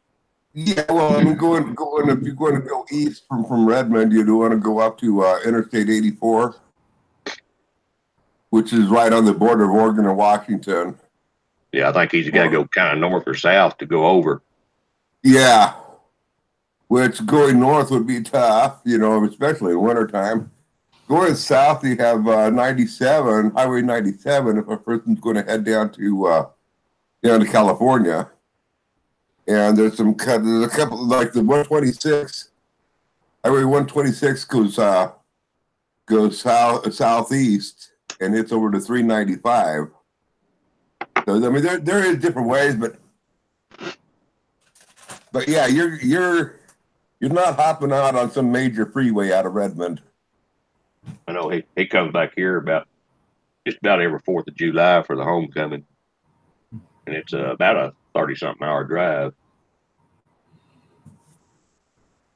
Now, I just looked at Virginia and West Virginia. It's like 56. Well, the tallest one out there is less than 6,000 feet in either West Virginia or Virginia, but they range from 47 to 5,600 feet or something like that. Okay, so they're about like what we got with Green Peter, just right behind me here. Yeah, but what they are is real steep mountains, I guess, you know. So that's what my son was saying, man. He said one long slip and you'll roll down, you know, a quarter of a mile before you find some place flat to stop on, you know. They go up and down real quick. Yeah. And what was it the other day? He was telling me, or he was telling my wife, he says, he was out there working, and what they do is he goes out there and they set up the fabric walls and stuff, you know, so when they do the digging, the soot and stuff soap all over the place. And the barrier fences. He said he was out there doing a barrier fence and seen this little baby cub bear. He said, oh, it's so cute. And then all of a sudden, Mama Bear showed up. He said, I knew right then it was time to get the hell away from there. Yeah. They had a lot of protesters out there, Gary said. Yeah. They had classes on how to deal with them. My son is actually on a YouTube video. One of the trucks broke a hydraulic line as it was driving down the road. So they were out there sprinkling, you know, oil dry on the road to clean it up, and some guy stopped. And so you guys are polluting this, you know, the country now with your hydraulic fluid. Now wait a minute, idiot. You know, hydraulic fluid, you know, hydraulic hoses break all the time. It's not like it was done intentionally. You know, I broke a hydraulic hose on a garbage truck driving down the street. And when I knew it, as soon as I seen it break, you know, I knew it broke. I pulled over and got off the side of the road. But I'd already spilt, you know, 90 gallons of hydraulic fluid because it was a main line that blew. And I got the tank shut off and I started throwing stuff on it, you know, grabbing dirt and stuff. But it was too late. By the time I even got, you know, started doing any of that, there was a 7-car pileup, you know. And, you know, people, well, you're polluting. I didn't do it on purpose. You know, things happen. You know, it wasn't lack of maintenance. It was just a bad hose, you know. The truck was less than 6 months old, but the hose blew. So. It's like your older John Deere's, like your 3020s, 4020s, 4230s. Yeah. Got the load controls in the bottom of the case. You can follow them around from the drips. Yep. And you better put a pan under them at night. Oh yeah. Well, this when this happened, we didn't have a shut-off valve on the tank. And from there, you know, that after that happened, they started bringing in trucks, taking off the hoses, emptying the tanks, and putting shut-off valves on them. And not the type you turn, you know, it was the lever, so you could shut it off right then and there. The ones that's got the, you know, the hand valve on it where you got to turn, it could take you a minute to shut that valve off, you know. That wasn't one of John Deere's smarter ideas to put them load controls in the very bottom of the case. Right. Because they'll get a lot of them cases out, and then they'll like you have to rebore them. Right. Put oversized bushings in them. Ford, you know, and some of them, you know, their load controls up at the top. That's one thing I wanted to talk to somebody about Canada. About them illegal aliens that come here all the time from Canada. You know, Christy, and this is a point I want to bring up because Kevin brought it up. Them geese. Keep them damn geese in Canada. We don't need them here. They're already illegal. We're not supporting them no more. We're tired of it. We got our own geese here. I haven't seen any geese. I guess they stayed home. We need to build a wall. We need to build a wall. That's right. Keep them damn Canadian geese on your side of the property.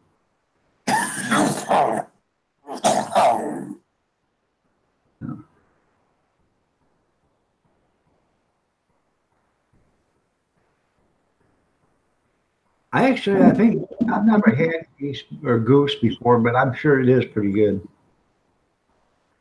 I mean, I would eat it. It wouldn't, it wouldn't slow me down from eating it. So, I, I bo- I hear they're boiled pretty greasy, but I'm not sure. I've I never had boiled some one. wild grease one time. Me and my buddy went out when we was in high school, and we went to different pools and we shoot and we got us some geese and we went home and cleaned them and put them in a pot, boiled them, and we stunk the house up. oh yeah, Dogs ate them.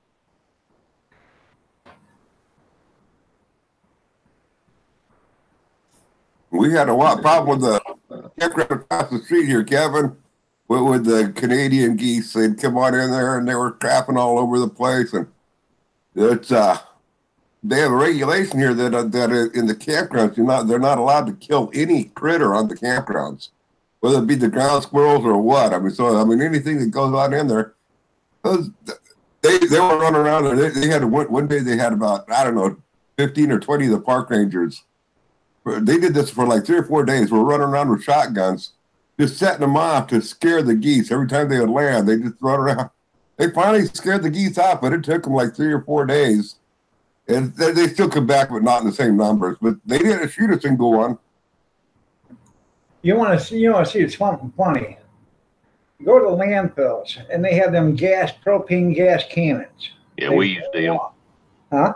We used them propane cannons when we have snow on the ground. The buzzards would cow have a calf, and buzzards would try to pick their back butt ends. Right. We'd use them propane cannons. I get used to them. They get used to them. The seagulls will get used to them, and the buzzards, and then all of a sudden, you'll see them sitting on top of the gas can, and it'll blow up. They don't even ruffle a flap. And they'll work for the first day or so. Yeah. What's really funny is you start throwing out to seagulls and stuff. You start throwing out Alka-Seltzer by the handfuls, and what happens is birds can't burp. So when they get this Alka-Seltzer, you break them up into small enough tablets or pieces where they can put them in their mouth, and they'll swallow them right down, and all of a sudden that it'll start fizzing up in their belly. Well, they can't burp. Gopher poison works pretty good too. Oh yeah. They'll start flying away. Then all of a sudden, poof! They'll blow up, and the feathers coming back to the ground. The old gopher poison worked real good because it had strychnine in it. Yeah. I couldn't do that to them. It'd be fun to watch it, but I couldn't do it. What, Alka-Seltzer? Yeah. They used to do that, and the government outlawed it. You can't do it no more. Yeah. Yeah, it should be outlawed. Yeah. And then I was up there, the landfill manager, he had a 12 gauge, and he was just shooting them because, the seagulls were getting bad. So, but we're not talking, 10 or 15 or 20, we're talking thousands. So. I read one article, I don't remember if it was Reader's Digest and Life and Humor, the Uniform or whatever, but this guy was out hang gliding and he came across a seagull while he was at hang gliding. He gets to thinking, you know what? A seagull is the master of gliding.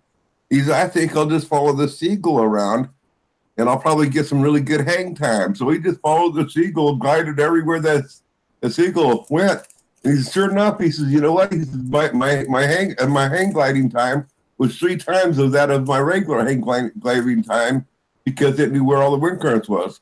Right. So the problem was I ended up at the city dump. Yeah, there you go. Then probably the seagull crapped in his face a couple of times.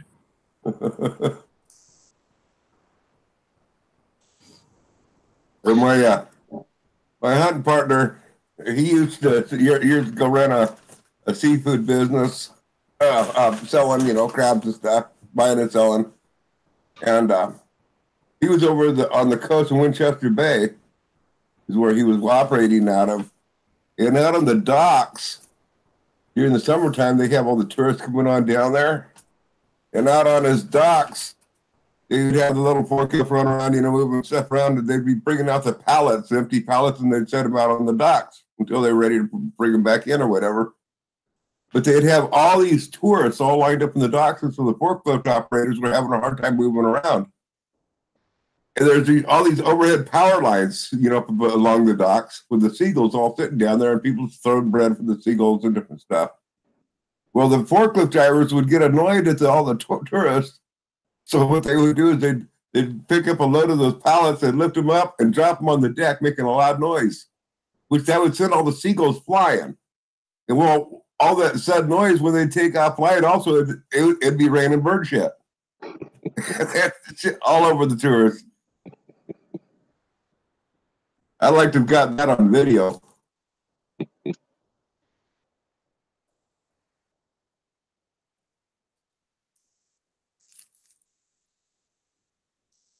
Good luck, Rhonda. Calling the cable company.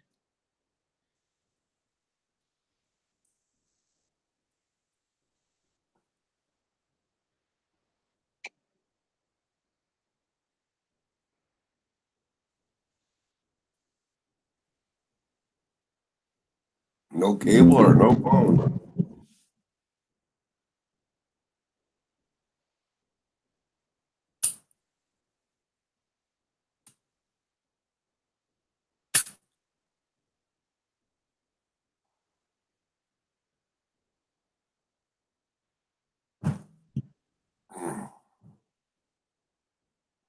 What's your plans today, Junkyard? I ain't got no plans other than eat. Just stay at home all day, huh? Yep. Stay out here in my little corner of the world. Yeah. That sounds like the best plan to me. We was invited to go to my wife's family's house over on the coast. Well, I can't drive, and it's a good excuse to, because I didn't want to go over to Tillamook. Got some other friends here in town want us to come on over. But today, what we decided, we just want to spend Thanksgiving, a little quiet Thanksgiving at home.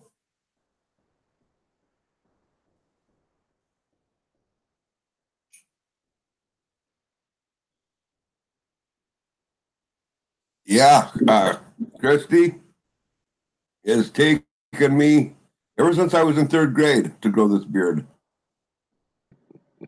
Still growing it. You just got to keep the cat away from licking it.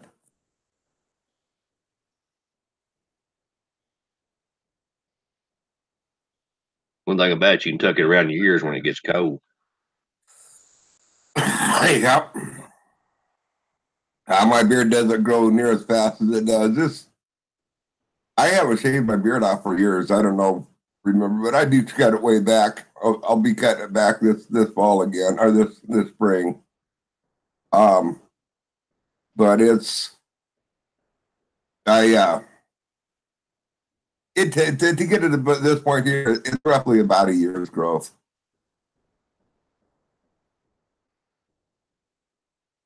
Yeah, about right. About 4 years ago, since I was in the 3rd grade. I started the 3rd grade about 30 years ago. So you're in the 2nd grade. I'm in the 4th grade now.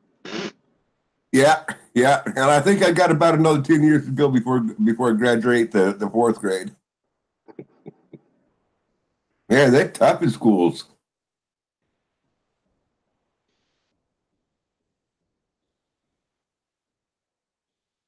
It's like in Wright City boys we played in baseball. 6'8", 240 pounds. Big boys. Corn fed. Yeah. It sounds like a Bill Cosby comedy. They beat us once, and we beat them once, and we beat them in the tournament. One thing about it, they couldn't hit nothing.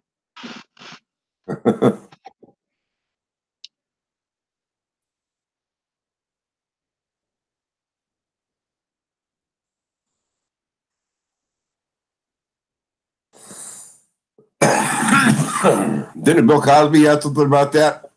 Playing Buck #1, come in. Do what?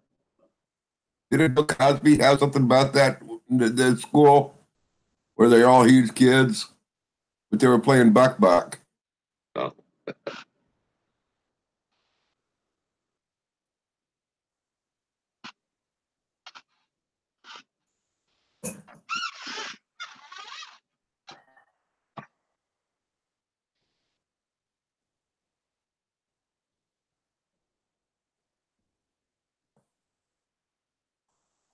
How's Brenda gonna call the cable company if her phone don't work?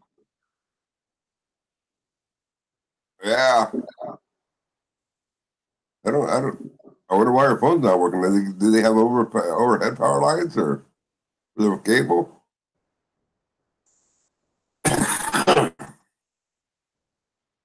Probably like me, I got a house phone down at the other place. It's just there. I gotta have it with my AT&T DSL. Cheaper. So hey, by the way, they T-Mobile on that 60 plus plan, or the 50 plus plan rather. They're originally when that came on out, you could only get 2 phones. I'm gonna have 2 lines. They're offering now for another $30 additional lines if a person wants to add them to them. Yeah. Yeah, at one time I had 3 phones for $100. Then I went to this plan that me and you were on. It works great when the damn thing works. Mine, I do fairly consistently well here during the summer months. This last summer with the campground over here, on weekends my internet would slow down, but that's because there were so many campers up there using the towers.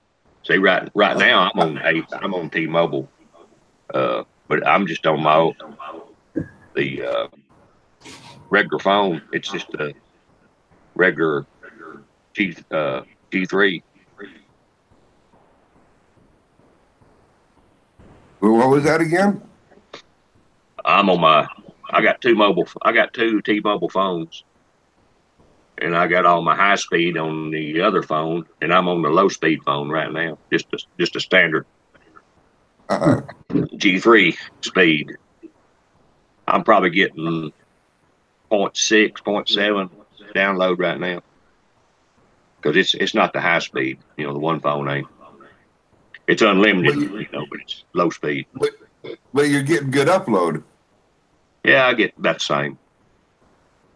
It's probably 6 or 7, 0.6, 0.7. You know what my upload speed is? 0.48.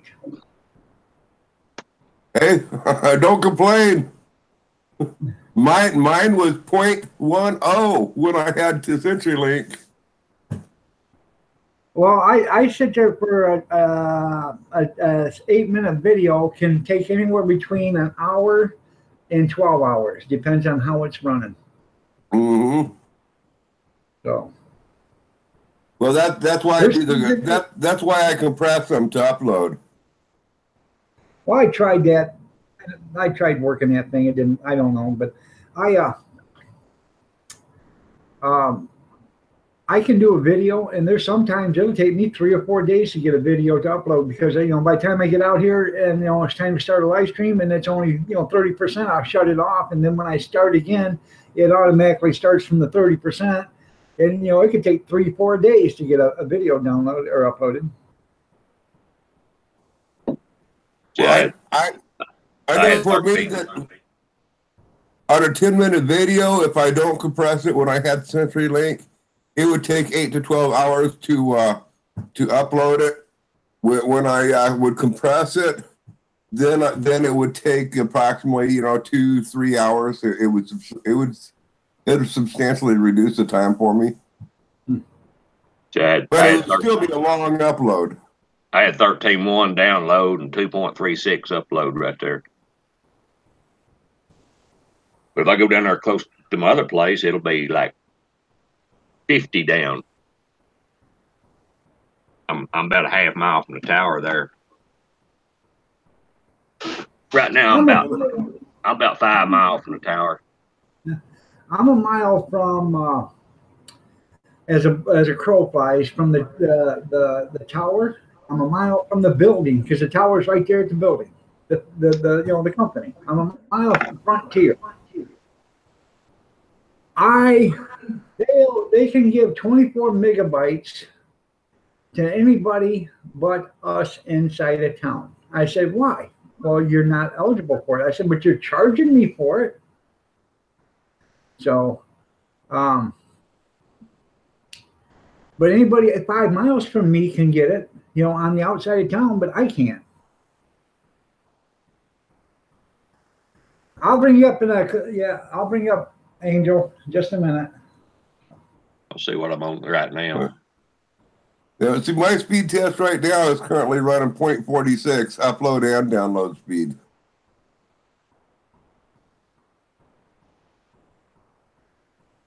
I got 3.65 or something like that download or megabytes, but only 0.48 for upload. For the upload, yeah. Well, usually I have really good upload speed, and my download speed slows down. I'm at 10.94 up, or down, 10.94 down and 1.76 up. That's 3 times as much as I got. It works great when T-Mobile works, but about every 2 or 3 months, their tower will take a crap. I may not have no dang phone for a week.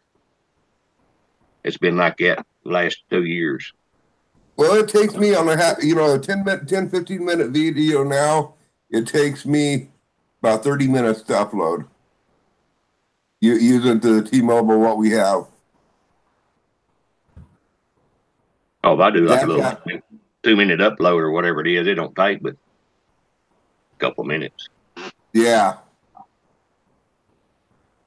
And Calvin, and a big screw you if it's inappropriate. There you go. And they're fixing to roll out the G5. I don't know what that's going to do. Yeah, you guys don't sell. They do in Canada, but they don't in the UK. So. T-Mobile signed a contract with what was it, Emerson? Anyway, they're supposed to be doing that. So we'll probably have to have new phones, I guess. What kind of cigarettes you smoking there, Junk? Carnival. Carnival menthol. I've never heard of them. They're kind of a local. Get them at the Indian smoke shop.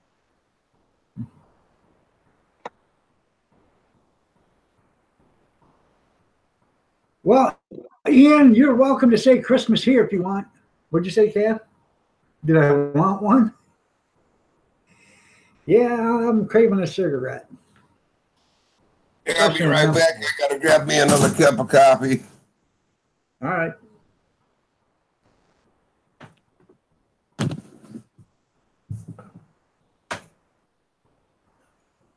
-7 degrees. Out of the chair.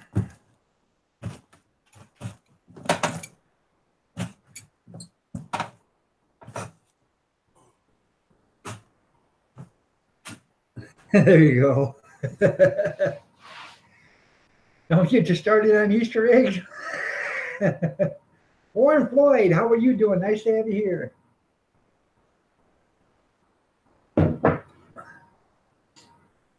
Happy Thanksgiving, Angel. Happy Thanksgiving there, Iron. As you can see, I have some turkeys to the side of me. There's 3 turkeys on the screen there. Hopefully I'm not a turkey. Well, I see 2 turkeys and then one's dressed in a blue shirt. That makes 3 turkeys. But you guys were talking about internet speeds a few minutes ago. Well, here where I live, there's a few internet services providers for that offer up to 1 gigabyte of upload and download speed. It's called the Extreme Gig internet service here where I live.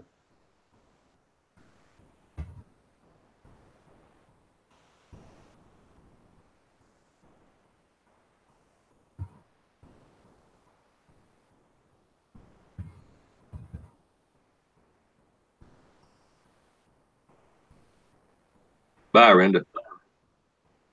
Happy Bye, Thanksgiving. You have yourself a good turkey day too, Brenda.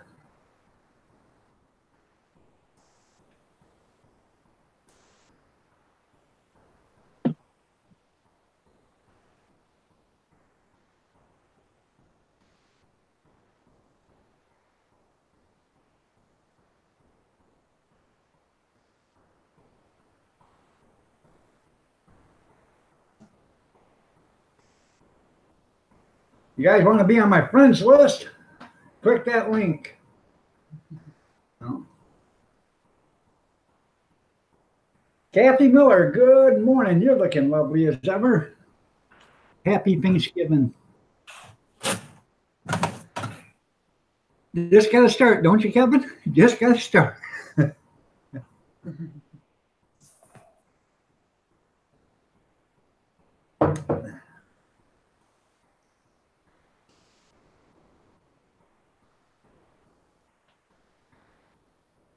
$35 in South Carolina, chilly. Yeah. Well, here in Minnesota, in the city that I live in, it's windy right now because I hear the winds blowing out a strong right where it's like shh, shh. I mean, I wish you could hear it. Well, I've heard wind blow before. Every time I listen to a politician.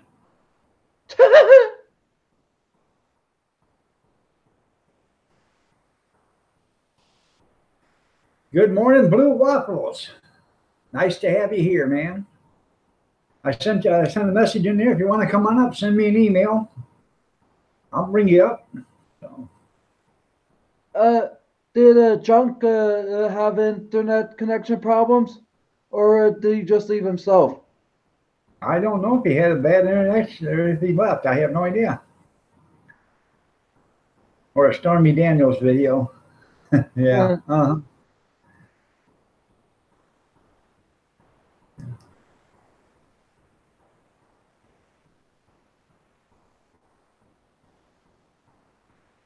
Hey, where did Junkyard go? I don't know. Just walk right on out of here.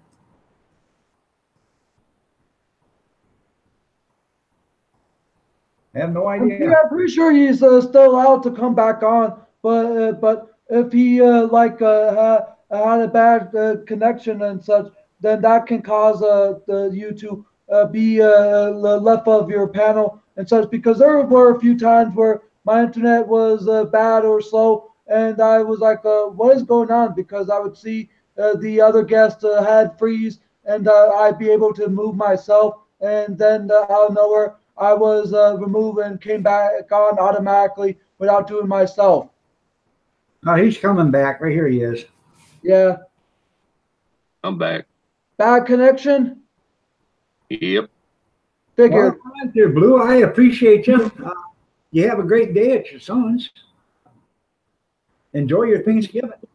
So, I don't know, you guys don't know Blue Waffles, but it was he was probably one of the very first people that was on my panel the very first time.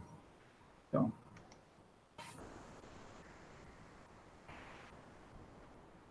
nice guy from Dallas, Texas, owns a garage.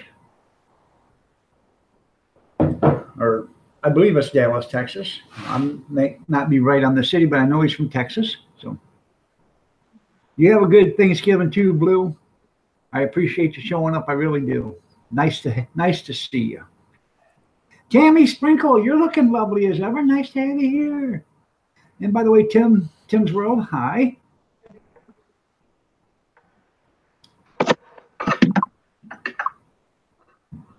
I am getting off here at 9:30, like regular normal day. So I got dishes to do, and I got to put a turkey in the roaster by 10 o'clock. So or 10:30. I'm gonna make some witch's turkey stew.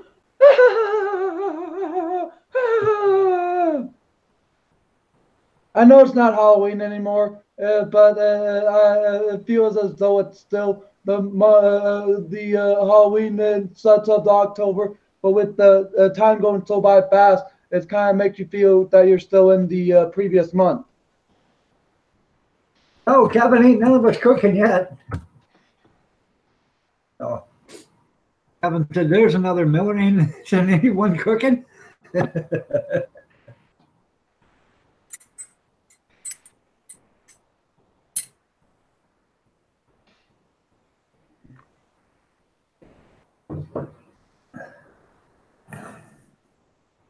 Huh?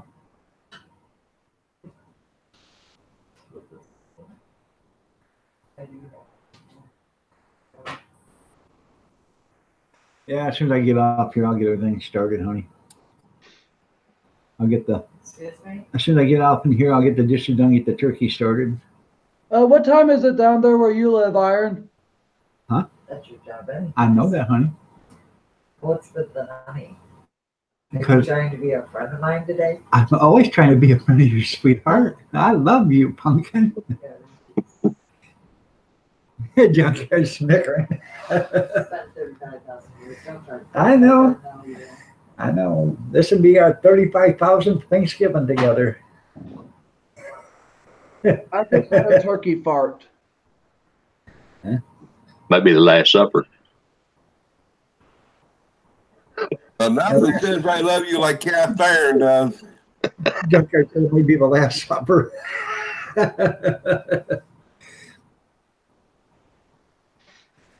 Bowser's done. Turkey's in the roasted. The dressing is going in the oven. Cranberries done. Potatoes are ready. Yum, yum. Huh. If I'd have known that, we'd have come down for dinner. You're just having frozen pizza today with turkey gravy? There you go. Hey, I just All got right. my chat. Have a great day, man. Well, they'd be welcome if they did, Bobby.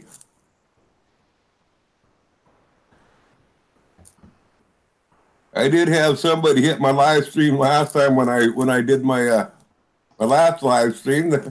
Had somebody hit it. I won't say no names, but they removed every single comment from my live stream, all except for 2. Huh.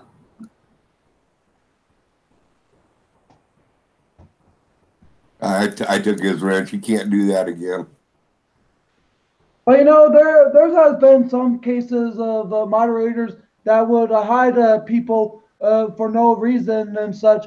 Like one time I was hitting on someone else's channel when I did not do anything to my favorite YouTube, but the moderator apparently had something against me, but I'm not sure because I had no idea what that was. But then my YouTuber unmuted me in the community settings and such, and he basically removed that person as a moderator to make sure it doesn't happen to any other people.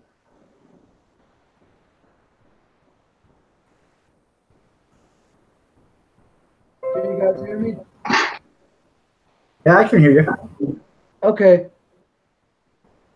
Locked and Loaded just come out with another video. Boots on the ground. Mexico. Happy Thanksgiving, everybody.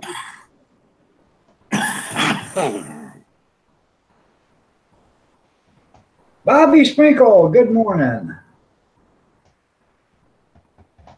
And Kevin said, suck that ass, suck ass, you suck. Yeah, I am a suck ass. I personally admit it. Happy wife, happy life. Is that right, Pumpkin? No. Kevin said suck ass. Kevin Miller said that. He called me a suck ass. And I said, that's right. So was Kevin. Yeah, don't want to say nothing. don't let him lie to you. He's a bigger suck ass than anybody you ever seen. Yes, Pumpkin. No, he runs the second. You're the first. Oh, I'm You the are first. the first. That's right. But I do know Mwah! Kevin.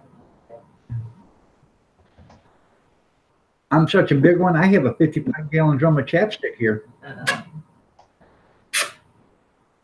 All I know is there's nothing that says I love you like cast iron does.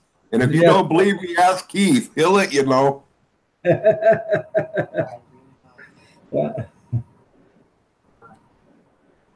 Kevin is to talk his shit. Ty comes in. Oh, yeah. I know. Yes, dear. Right away, dear. Wash your car in the rain, dear? Yes, dear. talking about Kevin, yes. I'm- talking about you. I'm talking about Kevin too. You're number one. I know I'm number one. He's number two. Kevin, are you going to put up with that? Your brother called you number 2? No, his sister. His favorite sister-in-law's calling him number two.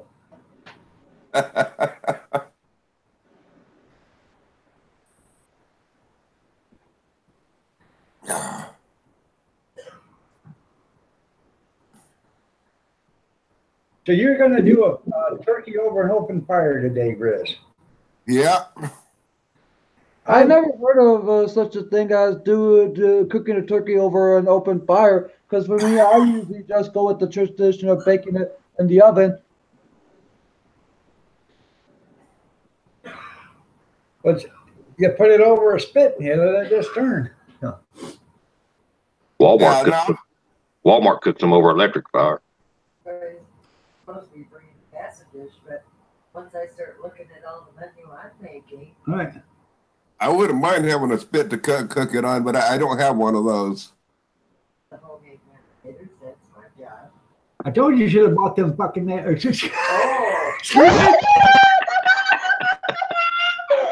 Oh my God! Oh, sorry. I told you should have bought them mashed potatoes last night at the Golden Food. I am so sorry. yeah. Well, it's not you doing it. Well, I understand that, but you just said we got to do mashed potatoes. You should have bought them because they were 100% mashed potatoes. Mashed potatoes, and the homemade, Yeah, the homemade pretzel, I know. green bean casserole. Well, why you even bring anything? I know. These people put it on big. That's right. Free meal. But tell you who's cooking's the best though? Not there. Kevin says I'm number one and number two in the suck-ass department. Just me. Good morning. I'm telling you, I know he is. She says you're number two, Kevin. Good morning and happy Thanksgiving. You're Hey, looking. were you guys getting feedback from me here a little bit ago? I don't remember.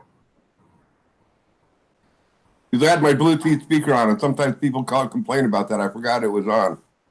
I didn't hear anything.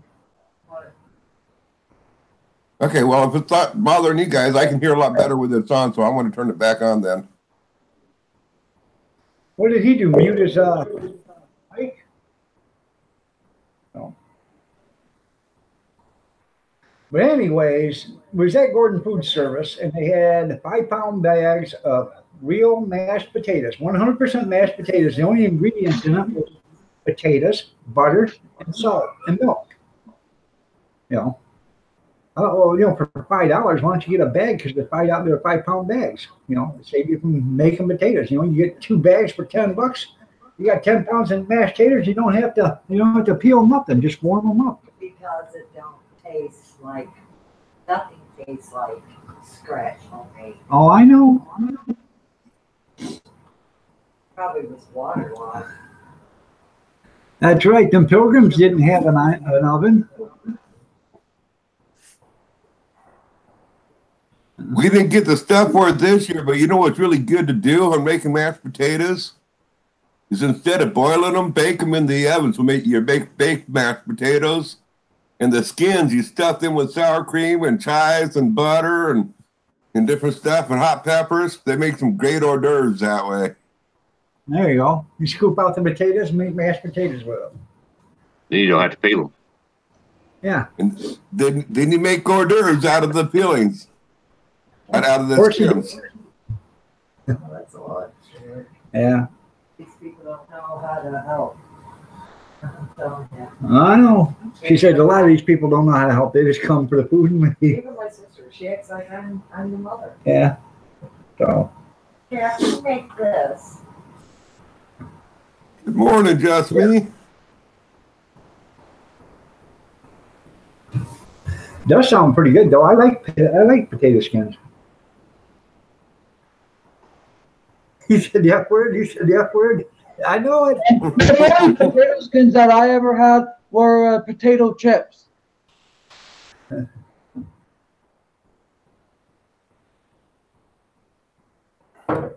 And I said, forgive me. Oh.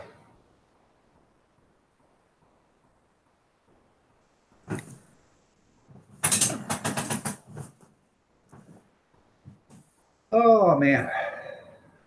I can't believe I actually said that. I don't normally say that word. Well, you might have to age restrict this if you have to. Yeah, well, it's only one word. They're not gonna say too much Yeah, about yeah. If it was more than that, then yes, it would be a good idea to age restrict it. But I know you're a family channel and such. Kevin Helming, and suddenly the family rating disappears. I like the traditional Irish dish. Yeah, That sounds good. Oh, that is funny, Tim.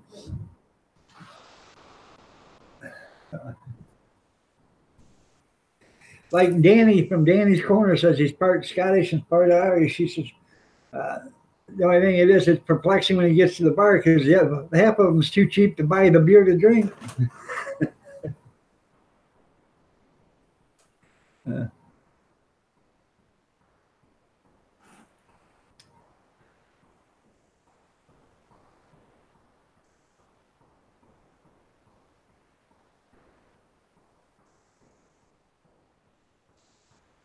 Alice's Restaurant. Look it up and play it.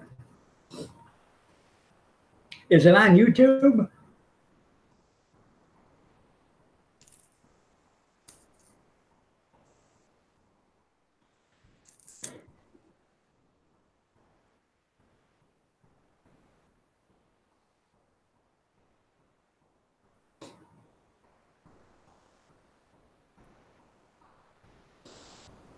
I don't want to look it up.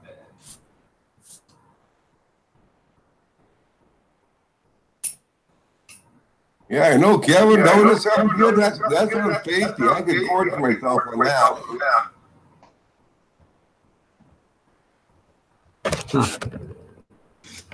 I don't understand it. Why are you listening to Alice's Restaurant?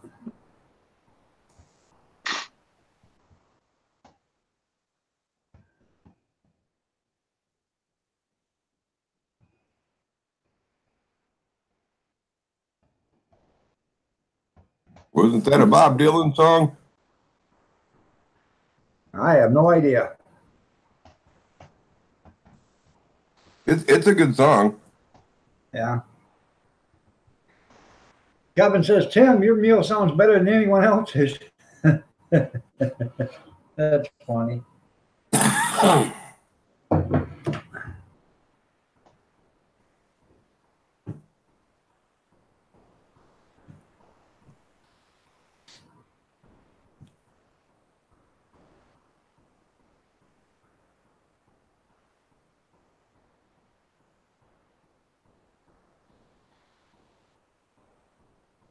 Show me your video there, Riz. You got your camera off? Oh, yeah. Here. I forgot to turn it back on. I didn't know if he was doing something or not. No. Yeah. So that is a simple meal and good to eat. Yeah. I love that big bushy beard of yours there, Grizzly. What's that, Angel? I said I love that big bushy beard of yours, Grizz. Yeah, it keeps the face warm. That's what a lot of things that people with that or like when they do No Shave November is that they keep it until the winter is over. Well, not me. I don't cut it off. Huh? I don't cut mine off. I keep mine year round. Yeah, that's what I figured that you do. Because I'm guessing it's like a grade 2 to keep with you when the winter months are around like it is now. Yeah. I think Duck Dynasty got the idea of having the full beard like I did for me. Yeah, I bet they did.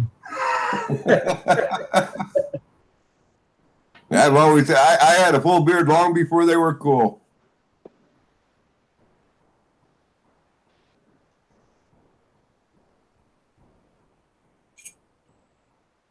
I would grow it like that, but after about now a month or a month and a half, man, it actually it pulls on my skin so bad it just starts to really hurt. So I got to stop. I got to shave it off.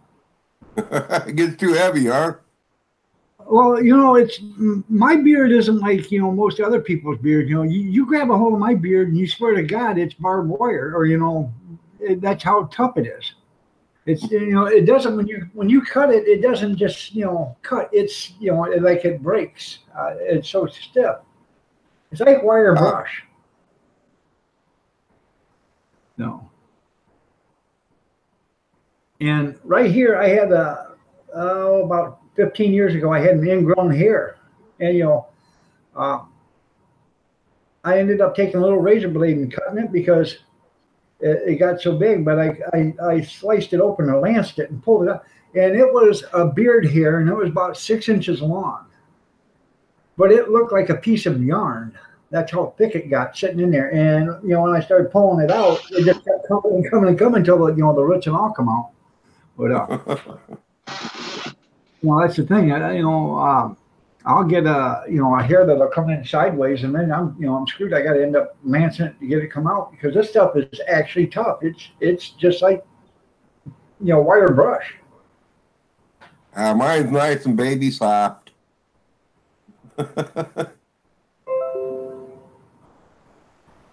Tim says he's got a hammer in his back because. Yeah, I did see that.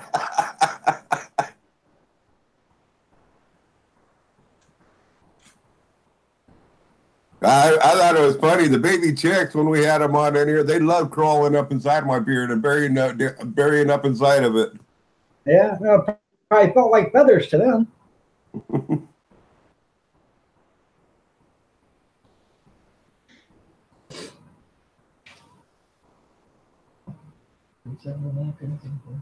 No, I just used the last one to powder my nose with. So.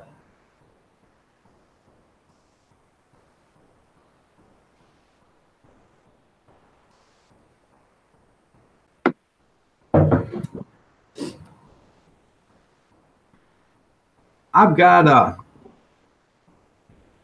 a battery-powered rotisserie out there. I think about, this spring, I might do a couple of chickens on the grill, do them rotisserie, see how it works.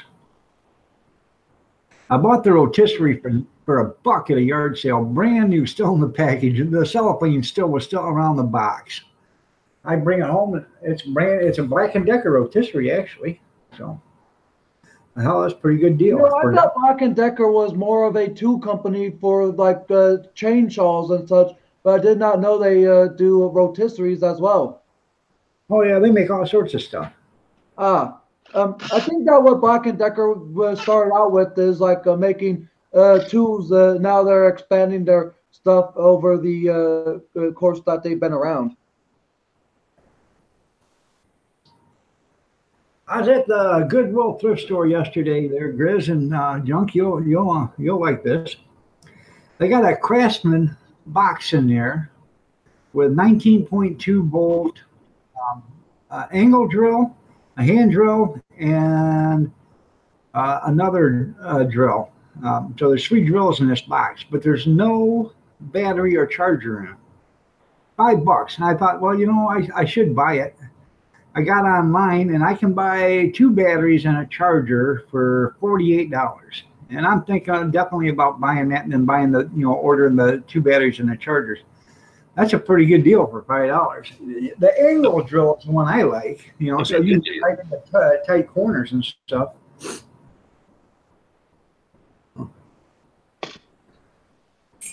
But for $5, I thought that was a pretty good deal. Yeah, it'd be a good deal. I just don't understand what somebody did with the batteries and the charger, Oh, well, Man, I sure would like to make a rotisserie for cooking birds on that fire on out there. I might do that this winter, make myself a rotisserie for the fire pit. All you had to do is chuck a drill on the end of it and put it on super Yeah. slow.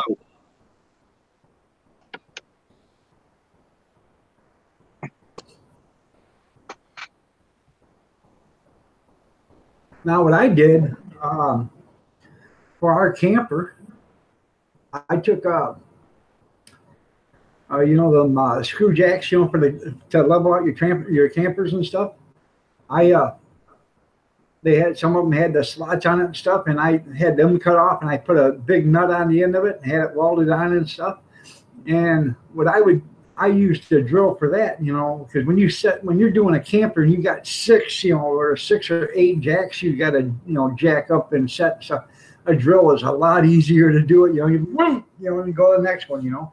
And that's how I did the, you know, level on the trailer, and then that way you can come back and, you know, loosen up a jack and lower it down or whatever. It makes it a heck of a lot easier than using the, you know, the spin wrench or whatever. You learn from experience, don't you? Oh yeah.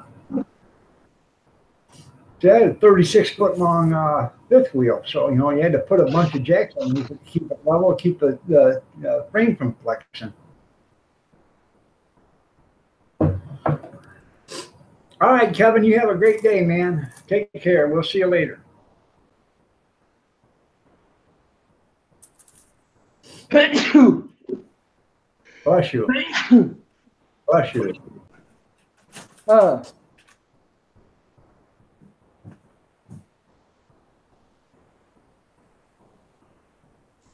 See you, Kev. That's funny, Warren.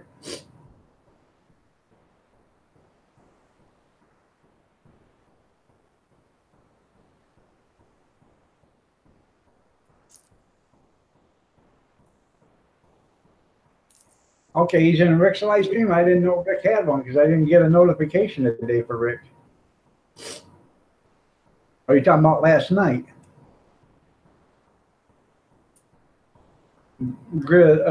Gene?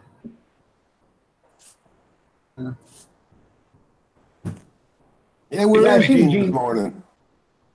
Yeah. He may be shoveling snow. Yeah, they do get That's a bit what- of that in Maine, don't they?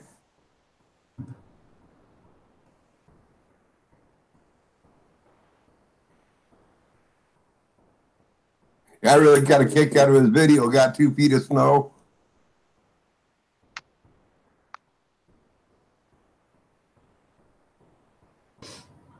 You seen that last year, didn't you? I ain't never seen a snowblower. No, his video of what he got 2 feet of snow. He hand shaped out of snow. He hand shaped 2 feet, you know, out on his deck. And he said, "I got 2 feet of snow last night."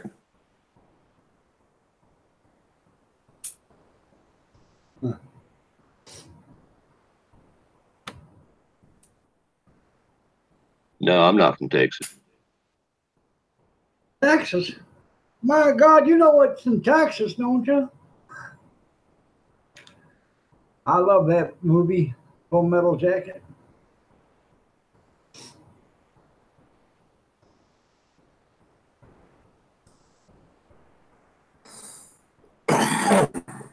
I'm close to Texas, and that's bad enough. Where are you at? Oh, I'm just north of Texas. Okay. If I crawl up a tree, I can almost see Texas. Okay, there, Bobby. I'm about 10 miles north of Texas, of Red River. He's an Oklahomian.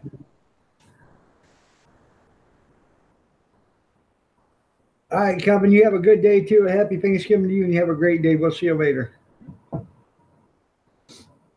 I go to Paris, Texas quite a bit. There's a movie about Paris, Texas. Yeah, they was on a commercial on TV here not long ago. They was throwing a dart and hit the board, and it said Paris, Texas.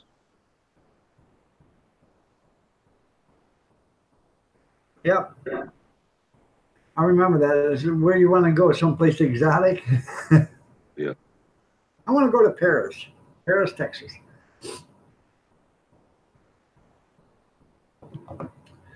I told the wife last night, I want to go on vacation. I'm thinking about taking her to Bertzel or Riga, Michigan. Bertzel's 2.5 miles, Riga's 9. See, most all these little Texas towns have got a old square downtown. Like Parrish has got a real nice square downtown, got a fountain and all that. Yeah. You can park around it, and it's all beautified and landscape. That sounds like my kind of paradise that I wish I was living at. Because here we don't have any form of fancy waterfalls, any fancy city decorations. Here where I live, it feels though it's a plain city with a big population of less than 43,000. And even though they do construction buildings and such of revamped ones, we don't have as fancy as some the cities do. Steve, what did she say about Angel?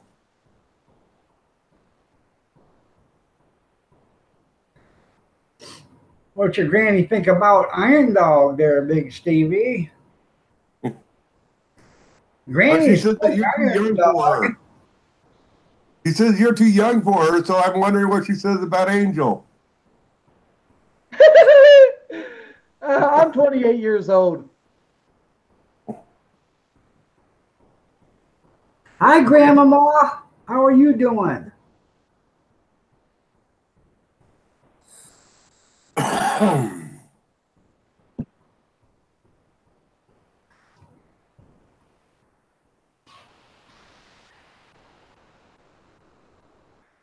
Now, we all know Junkyard's not too young for her. Because, you know, Junkyard showed up, then 2 days later, Dirt appeared. So. Yeah, I was born BC. Yeah, born BC, yeah. Before cable. Yeah. You ask people, that's what they'll say. Before cable? Well, you know, back in 2004, there was a SpongeBob the episode where they did a prehistoric time where they taught SpongeBob BC before comedy.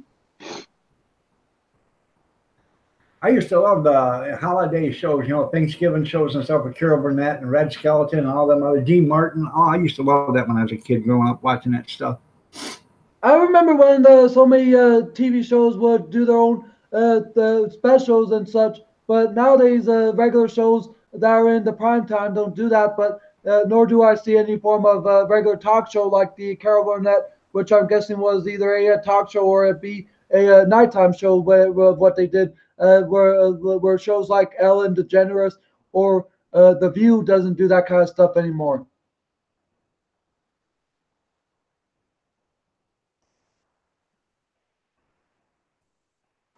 I was asking her what she said. She said, "You like watching TV?" I do. I like watching TV. I like watching the live PD. And in fact, last night I hurried up and got, you know, in there in my recliner because it was 9 o'clock. I thought, all right, live PD's on. And then I thought, wait a minute, today's Wednesday. They'll be on tonight, though. It was Friday. I mean, if Live PD is on tonight, then they must be doing a Thanksgiving special, or maybe they have a few other series that they have. Because I know that wherever a popular show like Live PD, there's usually some form of spinoff. Yeah, Tim, Junkyard does remember when the Dead Sea was just sick. It wasn't dead, it was just sick. It had a cold then.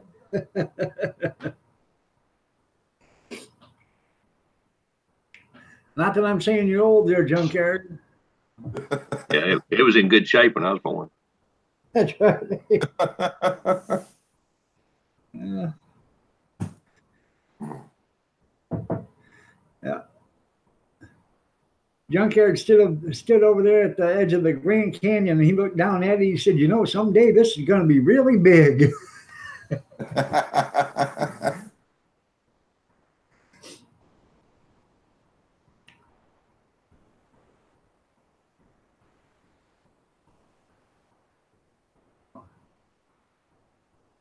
Yeah, it was just a cow trail then. Yeah, yeah. Just a trickle.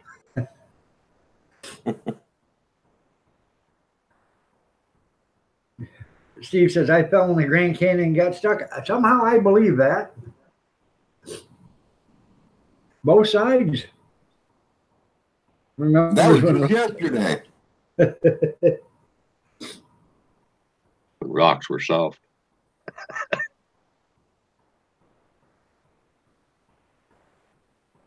not saying Junkyard's old, but his first pet was a Tyrannosaurus.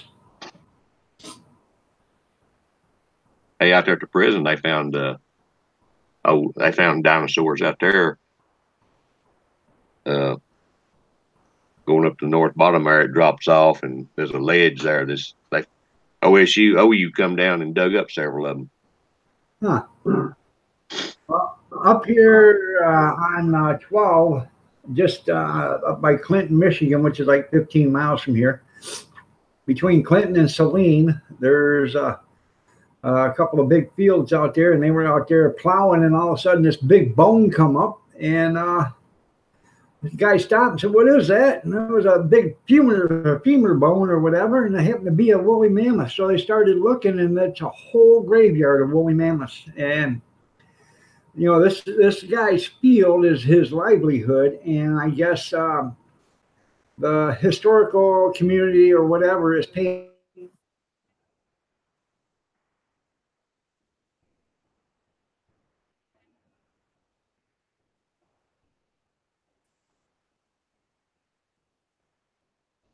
this guy not to farm it while they dig them all. Going to start plowing up all this stuff. So,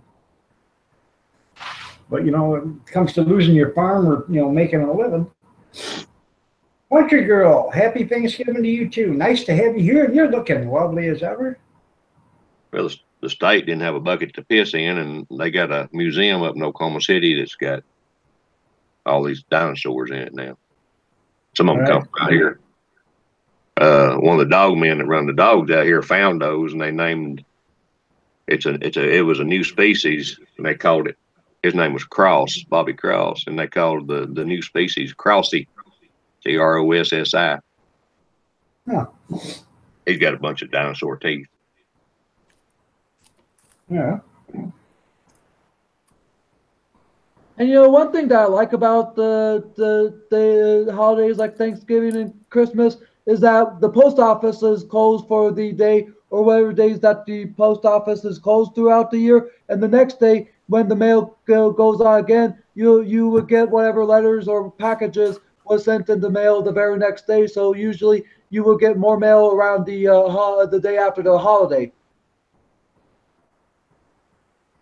Country girl, good morning. I mailed out that I don't know. I told you guys that GPS. I sold that to a guy wanting to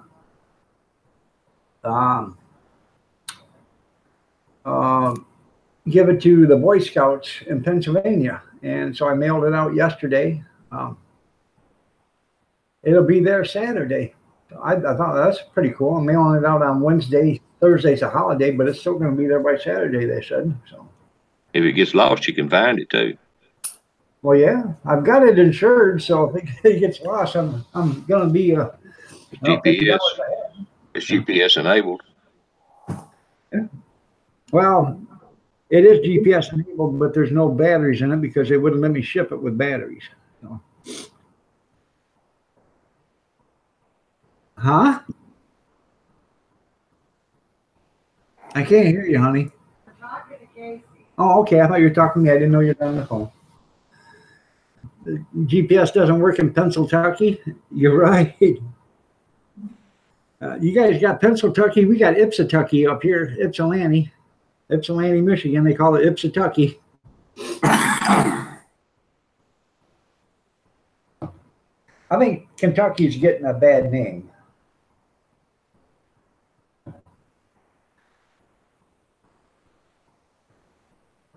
There's places around here where nothing works. The people don't even work. All right. You live in Transylvania? Well, I believe that San Diego or San Francisco. I think Bruce Jenner's is his neighbor. Yeah? You mean Caitlyn Jenner? Caitlyn Jenner, yeah. You want to be politically correct. Did you see where that monstrosity of a family is worth $1.2 billion? Holy cow. Now, doesn't that tell you there's something wrong with America to think that kind of morality is worth money? There's something wrong here. Oh,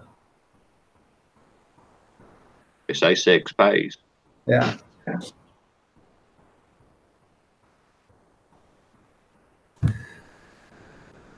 Well, Sherman, maybe I'll go get a sex change for that kind of money. yeah. Sherman must pay too, because as big as ass that Kim Kardashian's got, they must be paying to advertise on that thing.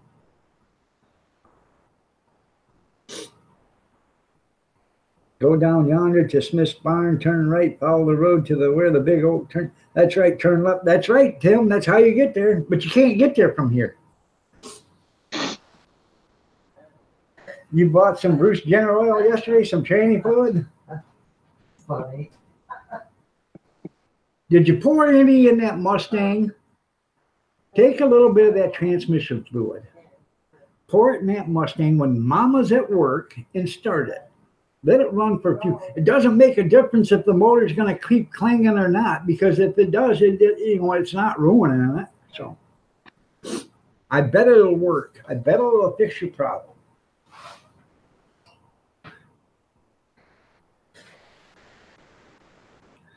Pumpkin lasagna? Never heard of it. Huh. Me neither.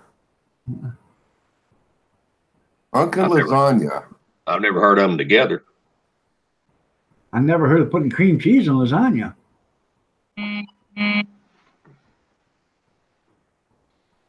course, I ain't never heard of putting salt on Cool Whip either. There you go. You know, there's always some form of strange food combination that some people come up with that sounds downright weird, but when you try it, it's downright good. Hey, I like mustard on pizza. I like mustard on French fries. Yeah, I like jalapenos on my pizza. so do I. But, every once in a while, I'll take a little bit of mustard and put it on my pizza. Well, to tell you the honest truth, mustard on the pizzas does sound a little bit better than a pumpkin lasagna. I'm not sure how I feel about that one. Unless it's a cold dish. And if it's a cold dish, then that ain't too bad. But, lasagna can be construed different ways, because you can have,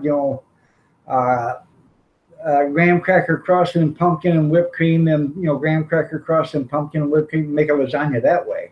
So. But you eat that after the main course of the 6 beers. Right. Peanut butter Oh and my mayo. goodness. Steve, now that sounds disgusting. Peanut butter mayo on a tortilla. Ugh.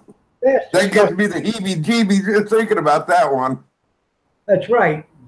Don't ever put peanut butter and mayo together. You put peanut butter and Miracle Whip. Oh man, that's even worse.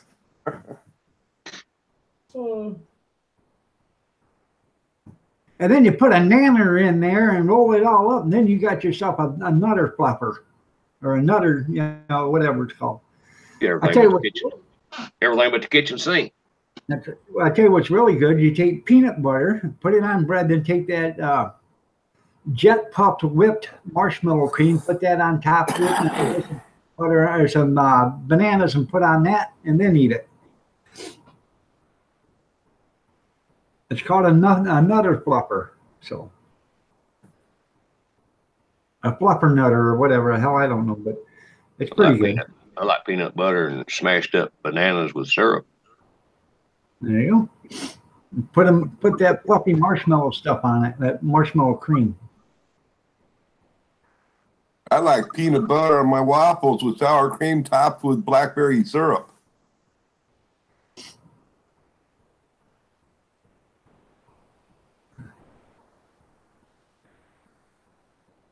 I like the peanut butter on my tacos. Oh, okay. It's a dessert. That's what it is. It's a dessert. Chris, that's why. Yeah, if it's a dessert, it sounds good. If it was, a hot dish, it wouldn't sound too great. But yeah, it's a dessert. Yeah, that's the way I was thinking too, Keith. I was thinking it's a hot dish. I don't know, but yeah, the dessert, it sounds interesting. Yeah, it's got pumpkin, pudding, cream cheese, Cool Whip, wafers. So yeah, that sounds good.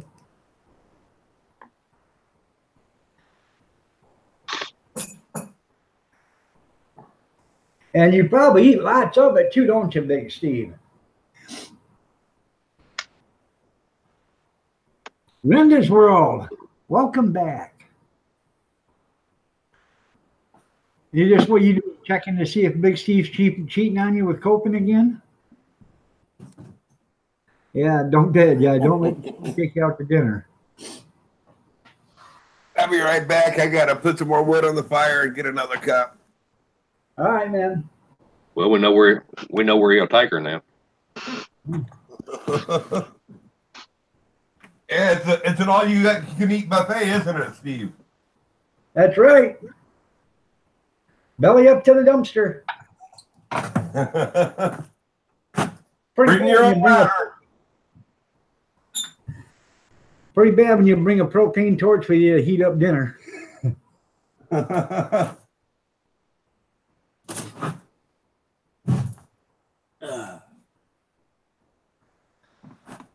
Oh, it's a good thing you let us know you're always watching. That way I won't talk about you.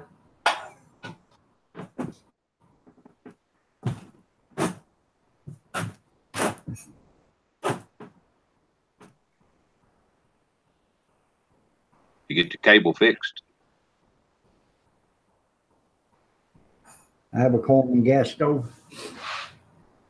I tell you what, if you guys ever get the chance, buy yourself a butane burner, butane stove top burner. It's one little burner that runs on a can of butane. You can get like 6 cans of butane for $10 or something like that, $10-12.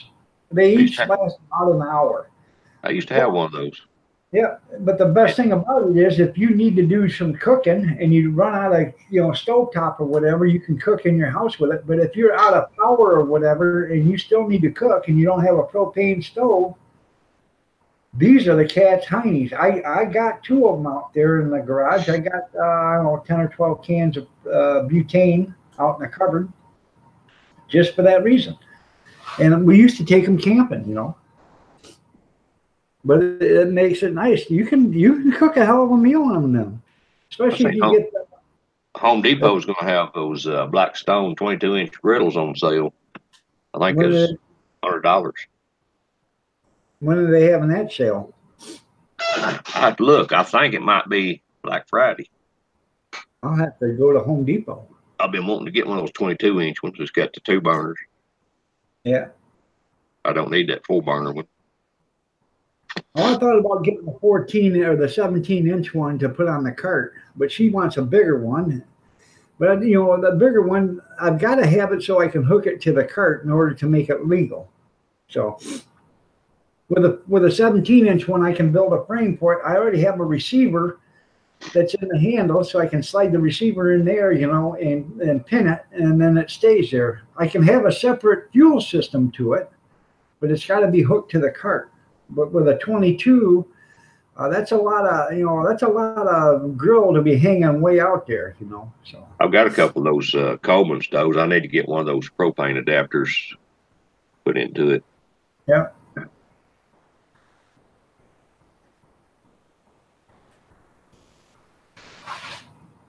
They're pretty good little stoves. I've got an old propane 2-burner stove. Just so it's a cast iron base with 2 burners on it. I bought for $10. It is a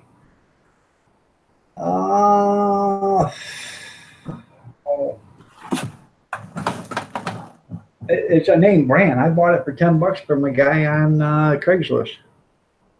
We've got one of those 2-burner kerosene stove. My sister's got it over in Arkansas right now, but it's got the the glass globe on the end of it. Right. And 2 valves, you turn it on. Huh. We cooked on that when we was building Mama's house back in '62.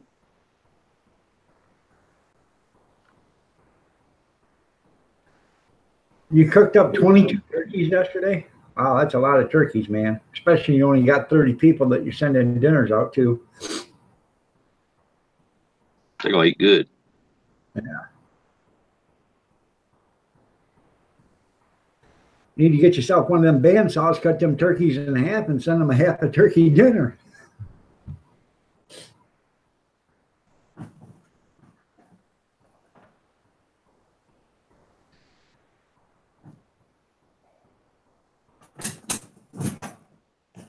Yeah, I see turkey soup on several people's menu for the next week. Yeah. Well, if I got turkey left over, I'm gonna make turkey lunch meat. So, and I'll do a video on that. Pretty cool, man. You can slice it and everything, put it right on bread. So.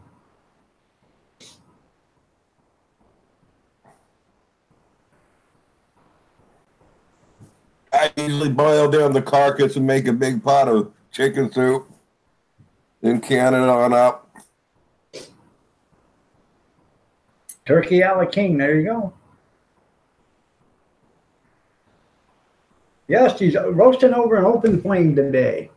Yep, Steve, that's what I'm doing. Actually, it's not quite an open flame because I put a big piece of bark down over the fire so I don't get the flames directly onto the bird. He's just getting the feathers off today. Now this is a store-bought turkey. I'm hoping that by next year I'll have I want to raise a couple of turkeys and start harvesting my own for Thanksgiving and Christmas. But I've never raised turkeys before, so it'll be a new bird for me. I was going to work one day and it was turkey season, and down there in Tan-Yard Bottom, there's a little creek. This guy was parked there. I knew him. I knew what he's doing. He's turkey hunting. And when I drove by, there was turkey walking across right by his pickup. I wish I'd had a camera and I took a picture of it, left it on his pickup. There you go. When I was a kid, turkey was up there at his pickup. Well, we got wild turkeys around here, but I never do see them during the daytime, hardly ever. Not to the point where I'd get a shot at them. But I'm thinking if I get a couple of domestic turkeys and I let them free range, it might pull in a couple of the wild turkeys for me to harvest. We used to have turkeys come in on this creek down here. I'd hear them gobble, and I have seen them up here. I have seen them up close to the barn. Huh. But it's been a while. I ain't seen none here in the last few years. No, Steve, I said I've never raised turkeys before. I don't know what wild turkey, just the breast. Yeah. Well, I like the wild turkeys. I think they taste good. They're a redder meat. It's different, but I like gamey food. Put it that way. Well, a couple of weeks ago, at the beginning of November, there was like a flock of, I think, 7 to 8 turkeys following each other, and I was thought that wow. But as far as if they were wild or not, I'm not sure. But I've never seen a group of turkeys that huge before. Rinda, the secret to wild turkeys is you want to get a young one. Forget about the big toms and all that stuff, like all the hunters like to go after. You want to go get the young turkeys. You don't get as much meat, but they're tender and they're better eaten. Just like a deer. Yep. Get them yearlings. Trump done the pardoning. Yep, done pardon the turkeys. What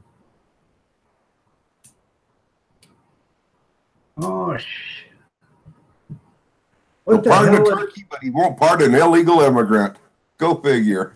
The turkey's got more status here in America than an illegal immigrant. What Trump tell him yesterday? Lock and load. I don't know. I have no idea. I think he told him to lock and load. Hey, I don't blame him. So. said a rock is a weapon. It is. Yeah, well, they've already the National Guard and the military, they can't take police action. Most of them, they've already said that they wouldn't even have arms. Yeah, No, the military itself is saying they're not going to arm the soldiers that they put there. But the militia already said they, if they back down, the militia is going to come in. So, Well, when they get all 10,000 of them up there and they all come at once, I don't know what they're going to do.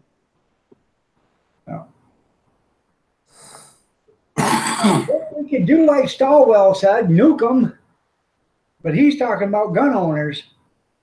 Well, you notice since elections that there hasn't been near as much coming out on it. I think a huge part of it was an election scam, to try to get people out there to vote. Oh, I've been watching. I didn't watch it yesterday, but they were showing that they're over there in Tijuana right now, and Tijuana's upset because they don't want them there. They want them to go back home to where they came from. So they're liable to shoot them over there. Well, that's what one guy said in Invasion, whatever you want to call it. He said, we get to Tijuana. If they don't like us, we'll just kill everybody in Tijuana. There's more of us than there is of them. Oh, wow, isn't that smart? You're already telling everybody you guys are, and this was an interview done. We're done with that Mexican TV station or whatever, Innuendo or whatever, Universion or whatever it's called. So. I guess they get the geese to fly over. Yeah. You authorized deadly force? Hey. I don't blame you. It's about time we put America first instead of putting everybody else's feelings first. So that's the way I feel. But a lot of people think. I agree with him putting up the wire at the fences, slow things down, and try to get them into the camp doing what they got to do. They do got to do the legal court deal. If they ask for political asylum. I mean, I do believe that, as long as they're not getting out of line, and I think there's been a lot of hype on them being criminals. And sure, there's going to be a few of them that are. I mean, that's without saying. But I think the majority of them are peace-loving people. I'm not saying to open the gates to them, to just let them on in. But they do. Hey, I gotta say one thing for these Hondurans that are coming up here. One thing on the positive side. Anybody that put that march on out with that much determination to get here, if they do it cleanly, and if it's not like, the propaganda that we're hearing about them throwing rocks at authorities and stuff like that, most of them aren't.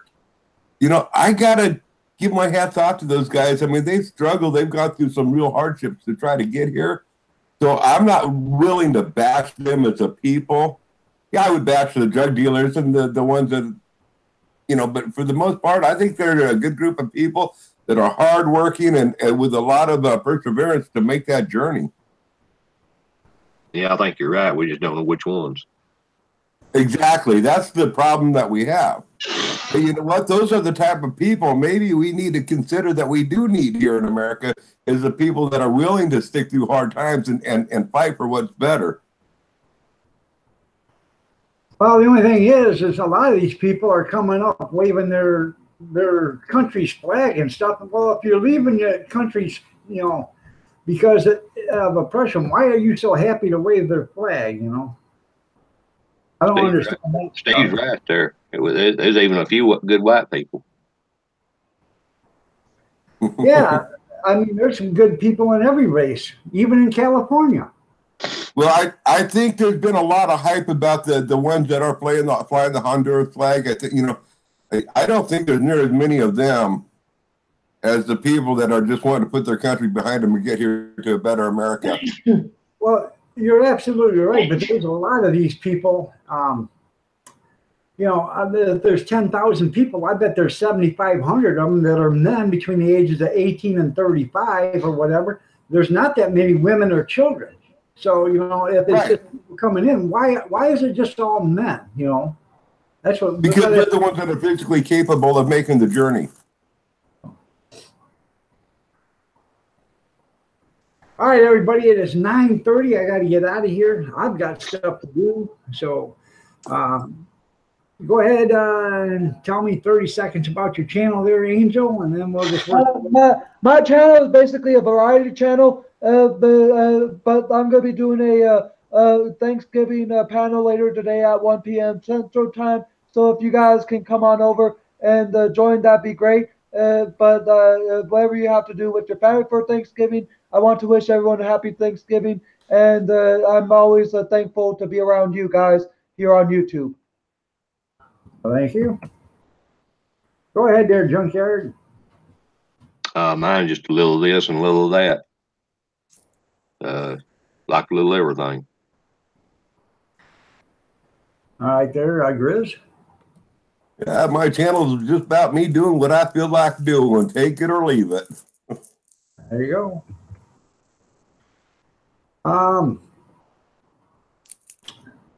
I keep typing the wrong thing in. All right, everybody. I appreciate each and every one of you guys for making this day part of my day and part of making my day part of your day. I appreciate y'all. Y'all have a great day. Stay safe. God bless. Prayers and peace. Stay warm and happy Thanksgiving. Take care, everybody. Bye. See y'all. And thanks everybody for being on the panel. I appreciate it. I really do. No problem. H to your bus.